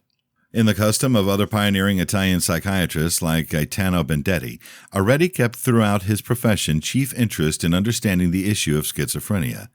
It is maybe his concept of this disease, as well as his broader theoretical contributions relating to the nature of mental illness, for which he will be most remembered. Trained at first as a shrink and after that as a psychoanalyst, Areti placed great significance on understanding the psychological significance of psychotic symptoms. At a time when most psychiatrists dismissed the psychoanalytic technique for use with schizophrenic clients, Areti saw psychosis as an interpretable and significant human experience. With analytic treatment, Areti competed, the patient with schizophrenia could start to comprehend how he concertized abstract ideas, wishes, and conflicts into psychotic symptoms. He also submitted that the development of basic trust is the foundation upon which efficient psychotherapeutic work could be undertaken. Defining the psychodynamic mechanisms underlying first-break psychosis, Areti, 1974, writes in Analysis of Schizophrenia, "When the patient can't change his unbearable situation of himself any longer, he has to change reality. His defenses end up being significantly inadequate. The patient finally surrenders, and the break with reality happens." In spite of his long-lasting devotion to the psychiatric therapy of schizophrenia, Areti never discounted the value of biological research, nor did he avoid treatment with psychiatric medication. In his brilliance, Areti realized that the biological and the psychodynamic are not competing paradigms, but rather complementary ones. Biological findings don't lose meaning when psychoanalytic clarifications are detailed, and the psychoanalytic does not lose its value when the underlying biology is discovered. Mental disease does not depend upon natural etiology, but rather on the existence of profound emotional suffering and impairment within an individual person. Writing beautifully in his American Handbook of Psychiatry, first released in 1959, Areti summarizes his views on psychiatric treatment. My own significant preference in the typical case is psychiatric therapy. My bias is based upon the belief that physical therapies, as far as we know, or can infer, produce only a symptomatic improvement, although psychotherapy tends to 1. Remove the basic conflicts that led to the disorder, 2. Correct the psychopathologic patterns, and 3. Permit the regenerative psychological powers of the organism to regain lost ground. Those assertions, though, should not be considered a condemnation of physical therapies. On the contrary, I have found physical therapies with the exemption of psychosurgery helpful, sometimes in a variety of circumstances. Ariety was a longtime professor of psychiatry at New York Medical College and was also a training expert in the Division of Psychoanalysis at the William Allenson White Institute in New York City. Born in Pisa in 1914, he left Italy right after health school as a result of increasing political tensions under Benito Mussolini. The Italian federal government provided a stamp in 2014 to mark the 100th anniversary of his birth. Ariety passed away in New York in 1981. In the beginning of Interpretation of Schizophrenia, Ariety writes, "The present book is the work of one man. Relax, reader, but not too much, for I was not alone in this 33-year work. Always with me was the victim who eventually gave me the gift of trust." Silvano Ariety will be recalled as an intellectual giant who devoted his life to the care of the most seriously mentally ill, at a time when the most that could be done for the ones with schizophrenia was neuroleptic drugs and long-lasting institutionalization. Ariety showed that even psychosis carries meaning and is amenable to psychoanalytic investigation. And still, it is maybe Ariety's gratitude for both the natural and the psychoanalytic that reflects the biggest and most long-lasting contribution to contemporary psychiatry. Chapter 3. Schizophrenia is a brain illness. Schizophrenia is a physical disease of the brain characterized by an imbalance of neurotransmitters in harmed brain tissue. Other diseases of the brain, like Parkinson's illness, Alzheimer's, stroke, and brain cancers, also include changes in brain tissue. In Alzheimer's disease, structures called plaques and tangles cover the brain and change regular function. About 50% of people with Parkinson's illness struggle with psychosis that often appears like schizophrenia. Schizophrenia frequently presents like an early-onset Alzheimer's disease with a break from reality and cognitive deficits. Despite of these resemblances, schizophrenia is still called a mental disorder, while other brain diseases are classified as physical. With time, the classification of brain diseases has changed. Seizures used to be called a mental illness. Women with behavioral effects from hormone changes were usually diagnosed with female panic, which is no longer considered an illness. People with Alzheimer's, Parkinson's disease, and stroke, which are all considered physical health problems, are typically not held responsible for strange or menacing behavior, which can be symptoms of the health problems. Some years ago, at a church, I met a former professor who had developed Alzheimer's. She had become incapable of working at the university but did not know it. When she continued checking out certain classes and going back to her old office, which was now occupied by another professor, the university called her spouse. He made certain she did not travel to the school again. No legal action was taken. When the professor with Alzheimer's acquired medical help, her previous colleagues consoled the family, calling to mind her many productive and memorable years at the university. Had this instructor been considered psychologically ill, things could have turned out very differently. I began to behave like this professor in 2002 throughout my first psychotic episode. As a college student in 1999 to 2001, I scored high grades in classes like advanced biochemistry and physics. After schizophrenia grabbed my life, I could no longer study and failed my classes.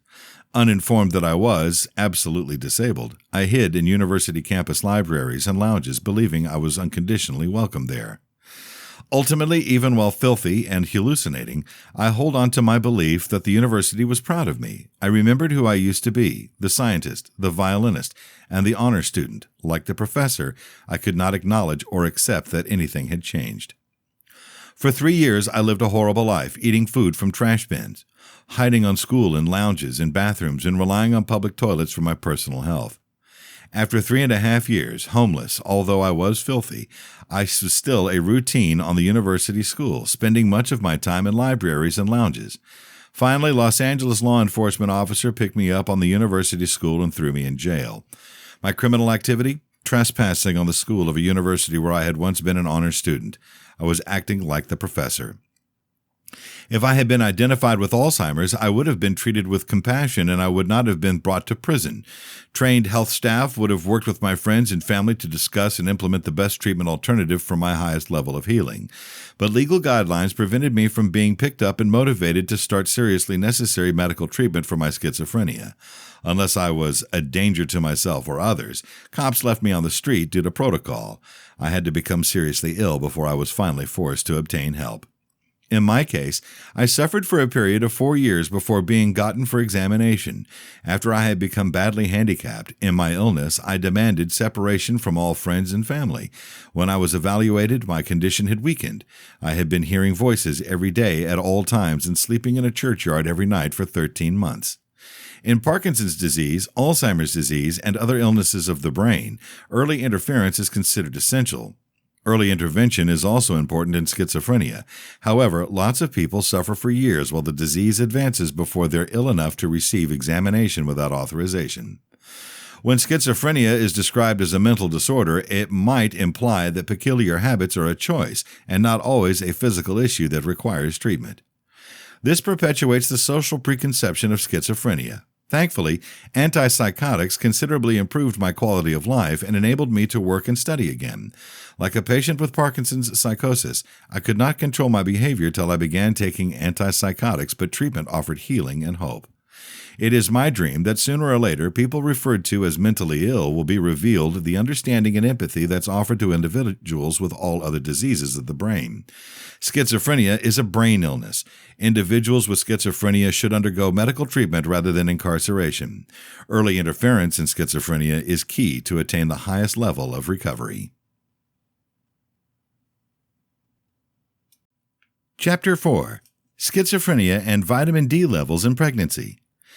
Schizophrenia is a severe mental health condition that usually requires medications to manage signs. Recently, scientists from the University of Queensland and Aarhus University compared the level of vitamin D at birth with the probability of becoming schizophrenic. They looked at over 2,600 individuals between 1981 and 2000 in Denmark. What was found is that infants with low vitamin D had a 44% greater risk of having schizophrenia later in life. This is quite a substantial and crucial finding. Past research studies have also seen an association between low vitamin D and autism.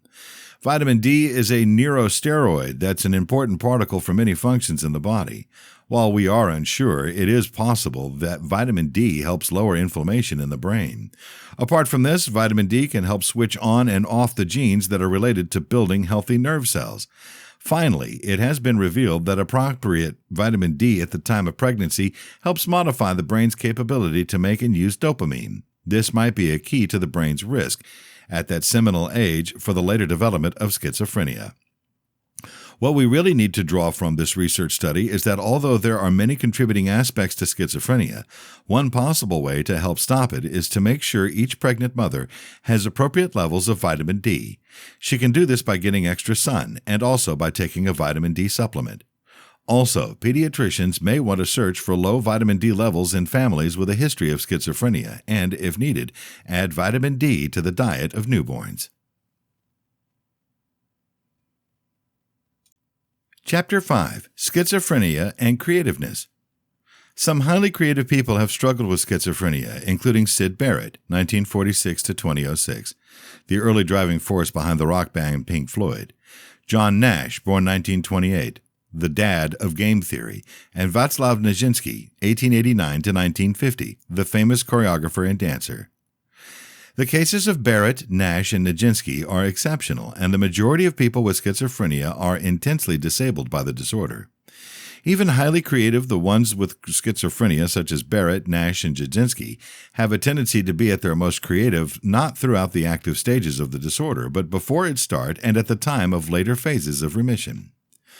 More highly creative people, even though not struggling with schizophrenia themselves, have or have had close family members who do.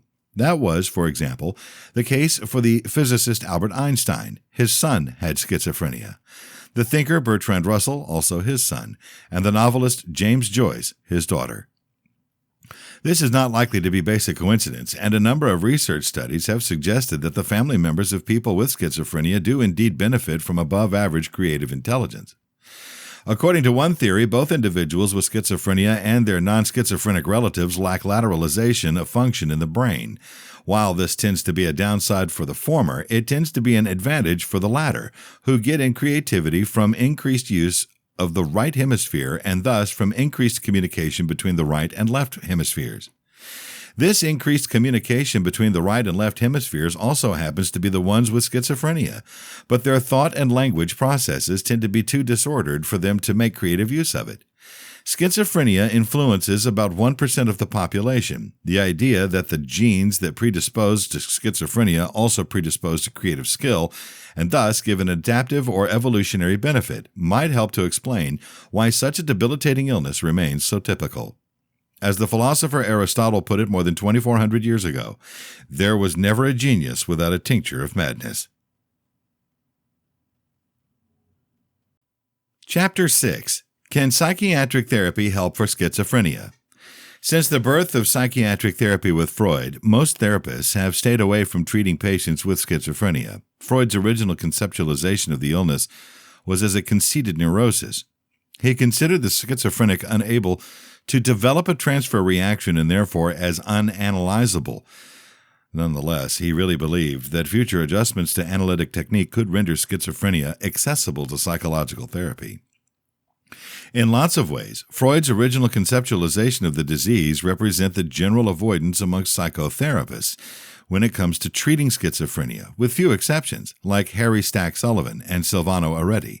Psychiatrists have traditionally kept away from undertaking the psychological therapy of schizophrenia, focusing instead on managing the signs with neuroleptic medications and other physical treatments.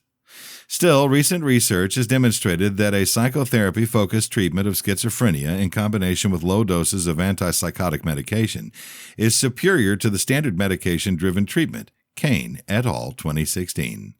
As a psychotherapist who dedicates many of my practice treating clients with schizophrenia, I can vouch for the advantage of psychotherapy for this difficult and devastating condition. In teaching psychiatry homeowners and social work students, the most regular question I get when I tell them that I practice talk treatment for schizophrenia is some variation of, how do you talk with somebody who is so removed from reality? It's a reasonable question, but one that's based on certain misconceptions about the illness state itself. Perhaps the most long-lasting and harmful myth about schizophrenia is that the signs of the disorder, most notably the hallucinations and misconceptions, are worthless and random and hence uninterpretable phenomena. To some, it makes no sense to consider why an individual may be hearing voices telling them they're useless, smelling a poisonous gas in their home, or believing that a government agency has targeted them. If one sees these experiences as simple manifestations of biologic irregularity as opposed to a complex biophysical issue, then psychotic symptoms will appear devoid of any meaning or relevance. It must be noted that the reductionistic view is not one backed by most theoretically minded academic psychiatrists. Silvano Aretti and the psychoanalytic wisdom, the psychology therapist Aretti, remarkably defined the process of schizophrenia as involving a series of events gradually setting the stage for the start of the psychosis. In his acclaimed 1974 book, Analysis of Schizophrenia, Aretti writes, when the patient can't change the intolerable situation of himself any longer, he has to change reality. His defenses end up being significantly inadequate. The patient finally gives in, and the break with reality happens. Central to Aretti's view is that anxiety and the patient's incompatibility to handle it plays a primary role in the development of psychotic signs. Of critical value in the psychotherapy of schizophrenia is the establishment of fundamental trust through a warm and caring mindset and exchange of emotions between patient and therapist. When the patient enters into therapy, he generally feels unaccepted and unacceptable, distrustful of any social contact, specifically with figures of authority to the point of fear. Thus, the countertransference. How the therapist comes to relate to the patient is the single most crucial tool in the analytic treatment of schizophrenia. In the words of Sullivan, 1956, the treatment must offer patients a relationship of security past what they have ever had. Psychoanalysts see psychotic experiences such as hallucinations, misconceptions, and catatonia as symbolic representations of internal conflicts, ideas, and desires. The patient with schizophrenia engages in a mental process known as concretization, wherein the abstract is transmogrified into definite, concrete representations or forms. Auditory hallucinations, for example, could look like blame directed to the patient who deals with his or her thoughts as if they were fact. Interpretation has long been considered the pillar of analytic psychotherapy. However, in treating schizophrenia, analyses aren't extremely important, at the very least, not at first, but can be advantageous in the future in the treatment. Aretti writes, if the anxiety is reduced to the point that acceptance of the psychotic world is no longer instant or automated, it is possible to clarify to the patient how he concretizes symbols. A patient of mine could recognize that the olfactory delusions about a bad smell originating from his body were only concrete representations of what he thought of himself. Aretti, 1959. It is an unfortunate reality that only a few therapists have interest in psychiatric therapy for schizophrenia, and given the current state of the American mental health system, few clients can access it. As Francis, 2013, and others have explained, there has been a steady pattern in psychiatry towards treating the anxious well and away from treating the seriously and persistently psychologically ill. People who do concentrate on schizophrenia have focused more on hereditary and natural aspects, a worthwhile endeavor, but there has been a grossly insufficient emphasis on psychiatric therapy treatment. Chapter 7. The Analysis of Schizophrenia in One's Kid or Teen. Prior to the evaluation of schizophrenia in children and adolescents, there are essential factors to consider to be addressed by the parents or caregivers of youths exhibiting behavior problems. These considerations connect to problem of aberrant conduct of the child, and the process detailed in the discussion shows the evolving consciousness of the problem of schizophrenia as it is experienced by the parents of the kid believed to be schizophrenic. Those are precursors to what could culminate in the need for official psychological evaluation for the analysis of schizophrenia. The process detailed herein shows the need for cognizance of the meaning of the conduct of the parents or caregiver's kid or teen, and this cognizance may be gotten slowly. Schizophrenia in children and teenagers is of serious concern to parents or caregivers who are very likely to be hesitant and horrified or outraged and mad in even thinking about the possibility of this analysis as representing their child. The diagnosis of schizophrenia is life-altering, and it is normal to stay away from, purposefully and automatically, the idea of such a diagnostic label for what the parent sees in their child. It is regular to worry, perhaps exceedingly, regarding aberrant or odd conduct in somebody's child, and parents or caretakers, while concerned about their kid, might rationalize the unusual conduct that the youth displays in an effort to dismiss it. Having said that, when serious behaviors appear, parents or caregivers are likely to be split between and within themselves concerning what are the real issues, and the reality is that using this analysis to an individual, especially to a child, can be understood as a type of mental brutality for all members of the family, the parents or caretakers, sisters or brothers, and the individual who could be schizophrenic. Labeling theory is implied in the idea that we become what we are labeled by assuming the characteristics of the label as a kind of self-fulfilling prophecy. Due to the power of labels and the need to avoid pathologizing and shocking an individual's child, aberrant or peculiar behaviors enacted by the kid needs to be viewed, when possible, as situationally circumscribed. This means that one should not specifically the kid by her conduct. It can be handy to deal with the aberrant behavior of a person's child as anomalous incidents, not as a pattern of conduct. What the parent anticipates from his kid might motivate or dissuade irregular behavior. Attempting to stop the development of negative conduct before it ends up being a pattern is vital to the best possible outcome of a circumstance that can cause a child's or an adolescent analysis of schizophrenia. If concerns relating to the diagnosis of schizophrenia in someone's child do not dissipate, the parent may chase after opportunities to reduce the behavioral problems that their kid is enacting. Obviously, and as a specified, a diagnosis such as schizophrenia, be a life-altering experience for that kid and for her parents and family as well. Care and wisdom should be executed regarding this dilemma, and the initial conflict with the possibility that one's kid is a schizophrenic can render all members of the family puzzled, miserable, mad, scared, and grieving. The stigma connected with this analysis can be especially damaging, and damage to the child and his family multiplies as scenarios lead to a formal diagnosis of treatment. The biophysical psychological model of mental illness creates a situation of synergy that affects the individual identified as schizophrenic. The biological element resolved by this model produces the signs of schizophrenia. Biochemically produced signs such as acoustic hallucinations might cause the individual to talk with herself out loud and in response to internal stimuli. Her hallucinations, an outward display of schizophrenic signs, creates, though labeling, a social phenomenon of stigmatization. That social seclusion intensifies the condition of schizophrenia. This kind of vicious cycle represents an explicated basis for the effects of the preconception and the self-fulfilling prophecy intrinsic in labeling. As indicated, biology produces hallucinations. Labeling lead to prejudice enacted towards that individual, and alienation and isolation earnings as a psychological component of the cycle, hence creating a self-fulfilling prophecy that basically compounds the seclusion of the individual child within his own pain, confusion, anger, and grief.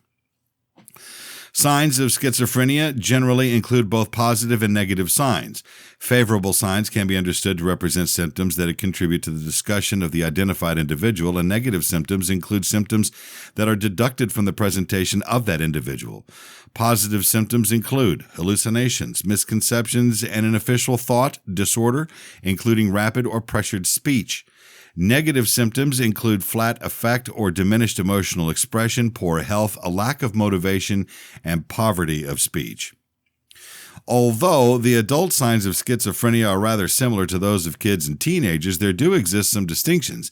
It must be noted that childhood-onset schizophrenia is defined by signs that appear right before the age of 12 years, and adolescent-onset schizophrenia takes place before the age of 17 years.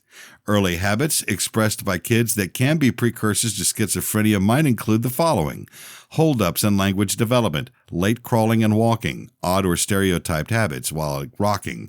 While these habits don't equate with a medical diagnosis of schizophrenia, other more serious signs might emerge. A kid might show hearing voices that speak adversely to him or about him, like auditory hallucinations or misconceptions of recommendation, and he could be scared by visions of people or things that don't exist. One can see in such signs reasons for concern, and yet an individual's child might just have a brilliant and creative creativity. In terms of the adolescent who is believed of having schizophrenia, some particular symptoms might emerge. These could include withdrawal from family and peers, lessened scholastic performance, problems with sleeping, irritation and depression, and lack of motivation or awkward conduct. Additionally, this potentially schizophrenic teen could be simply getting used to new growth-related roles, and this type of change could involve confusion and strife in the adolescent. It may be difficult to figure out if the serious analysis of schizophrenia is entirely required, and while her parents may be incredibly concerned about their child, many weird habits observed by parents or caretakers still don't necessitate a conclusive analysis of schizophrenia. When initially dealing with awkward or aberrant conduct in one's child, a time period might expire while parents or caregivers are confused and stressed. At that point, it really is the best course to treat somebody's child as normal and hope that this is just a passing stage that can be attributed to an overly creative kid and an adolescent struggling with regular teenage angst. And the negative behavior consists and persists or ends up being exacerbated, then parents should seek professional help. This is the issue relating to referring someone's kid's psychological testing for schizophrenia and treatment. It is a big step that a parent or caretaker may be needed to take, even in the event that they could feel that they're identifying and pathologizing their child. Even if a child is a schizophrenic, this course will allow him to get the treatment that he needs. There also exists the possibility that a treating physician will find the child to be reacting properly to stresses associated with peers, academics, and family. There do exist legitimate and trustworthy avenues to identifying whether a kid or a teen has the sufficient signs of schizophrenia that would certify that individual for the analysis of schizophrenia. The kinds of psychological evaluation strategies for diagnosing schizophrenia include clinical interviews based upon self-report by the kid or adolescent and her members of the family. In conclusion, psychological screening for schizophrenia in a kid or an adolescent culminates from a series of troubles that the family of the youth believed to be a schizophrenic must endure. The precursors to an official diagnosis are both agonizing and confusing to the family, the parents, and the individual whose conduct is bothersome. Assessment relating to the analysis of schizophrenia may help to minimize worries of the parents, and it can delineate the direction for treatment of schizophrenia. Chapter 8. Psychosis and Symbiosis. Schizophrenia is a neurodegenerative disorder that impacts about 1% of the world population and tends to strike in the prime of life. Stopping this illness could help tens of countless families throughout the world, so finding the risk aspects for early analysis and treatment are vital. We know there are genetic risks that, at the moment, cannot be changed, and as the disorder is polygenic, we will not find a single schizophrenia gene. Other significant risk elements, like prenatal infection, also cannot be changed 18 to 35 years later when the disease appears. We know there are risk elements that can be addressed, such as using large quantities of high THC marijuana in teenage years. However, are there other factors that predispose people to schizophrenia that we may be able to address, like changes in the microbiome? We have well known for some years that individuals with schizophrenia have a very different gut microbiome than healthy control populations in a recent fantastic paper in Science Advances. Researchers classified and transplanted the microbiomes from 63 clients with schizophrenia and 69 healthy controls into germ-free mice to see what took place. First of all, the microbiomes of everybody included were cataloged according to 16S RNA sequencing, which is now falling by the wayside to overall genome sequencing, but it has been the requirement for several years. In a general sense, patients with schizophrenia had lower microbial variety and differences of microbial phylum to the point that patients with schizophrenia could be identified by their microbiome differences in this sample. Those were different than the microbiota changes found in people with significant depressive disorder, which could also differentiate patients with depression from healthy controls. Now, that's all extremely intriguing if one likes to catalog trillions of germs and fungi and other digestive symbiotes. But what happened to the mice that were transplanted with healthy control and schizophrenic clients' microbiomes? First off, their microbiomes did undoubtedly show the microbiome structure of the transplants they got. Though, here is where things get truly fascinating. As we went over in my last post about the metabolome, the metabolic function of the mouse microbiome changed between those with healthy controlled germs and those from schizophrenic clients. In all, the output of about 8 amino acids and lipid metabolites were increased in the schizophrenia microbiota in recipient mice, and 25 items were decreased. Much more striking, there were other differences in the serum and brains of the recipient mice. Glutamate, glutamine, and GABA are all similar chemicals that can be made from one another in general that have entirely different effects.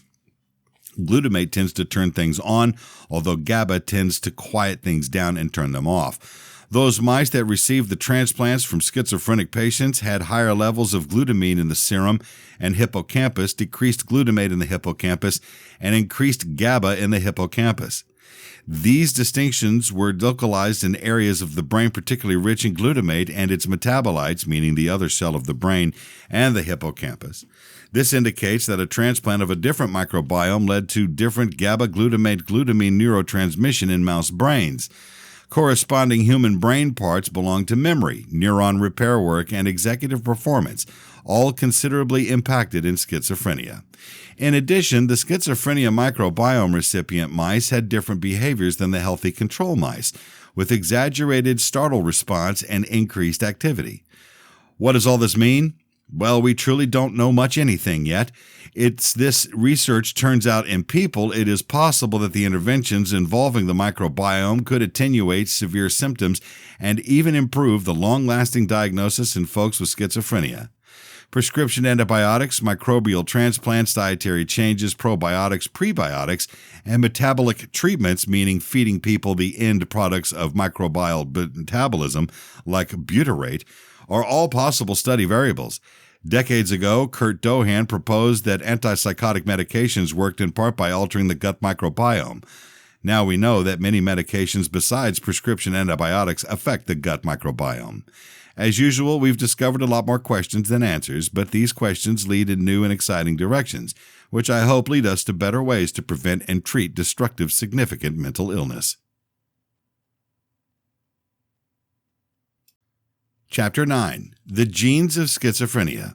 To anyone working in the field, it has been apparent all along that the analysis of schizophrenia is a collection of symptoms that seems to incorporate some unique conditions. Actually, researchers typically call it the schizophrenias. The type and severity of psychosis will vary from person to person, as well as the seriousness of the disorganization. Some folks seem to have signs comparable to bipolar affective disorder, with the manias and depression on top of the deteriorating mental condition, gradually and chronic psychotic symptoms, though others seem to have no pathological state of mind changes. There are those that appear to be psychotic all the time, though in others it appears to wax and subside. Often reliant upon difficult life events, schizophrenia is about 80% acquired, but the rest is as a result of ecological factors, maybe direct exposure to cannabis at a critical point in adolescent brain development, or maternal direct exposure to certain infections while pregnant, paternal age, or perhaps choline or omega-3 shortage. There are many possible causative factors in addition to the risk genes. Perhaps schizophrenia is so destructive and highly inherited, researchers have been searching the schizophrenia gene for a long time. Finding the gene could mean more targeted treatments and aggressive early intervention in the ones that have the highest risk, so that perhaps the disease would not progress. What they have found so far in huge genome-wide dissociation studies is not a single gene, but sets of different ones that together confer significantly increased risk of developing the disorder. It's challenging to find these gene networks because the ways genes interact is exceptionally complicated. Changes at the time of development and oftentimes is badly comprehended. For the first time, scientists had the ability to combine 3 large sets of information of folks from varying populations and with and without schizophrenia that had not only information about the genes but more specific info about clients' symptoms. Using a tremendous amount of information crunching, scientists found what small hereditary distinctions were in common between different folks with signs of schizophrenia, then more specifically specify which of these numerous risk genes were more or less risky. They found one set in 9 different people where every single individual had schizophrenia, 100% risk, and others that conferred far less risk. But there were 42 different sets of genes that had risk for schizophrenia of greater than 70%. By crunching even more numbers for these high-risk sets of genes, they learned that some of these sets overgrouped together in what is called genoptic networks. Then they overlapped the data from the risky hereditary networks with the symptoms of the sick people to come out with 8 different unique diseases, now all called schizophrenia. To clarify what this number crunching really means, we really need a basic understanding of genes, proteins, and expression. While we have the exact same genes in all cells of our body for the most part, obviously different genes are uttered in our eyeballs than on our feet, or we would look mighty strange and have a difficult time walking. Various genes are also expressed at different times in our development, causing us to grow and change. Genes can produce proteins that are then spliced and folded in a different way depending upon where the cells are and other genes and proteins that are expressed. Just as 3 yards of green silk can make a pretty dress or a very large pricey sack. Using the exact same example, the quality and perfection of the dress can also be affected all down the line of production. A defective dress, worn pattern, an inefficient seamstress, or ill silkworms, a genoptic network could include all these disparate genes that have to work together to create the correct protein of correct shape at the right time and place. Issues in the network could result in similar signs, schizophrenia, with different specific genes being responsible. The researchers found certain phenotypes that represented certain genotypes.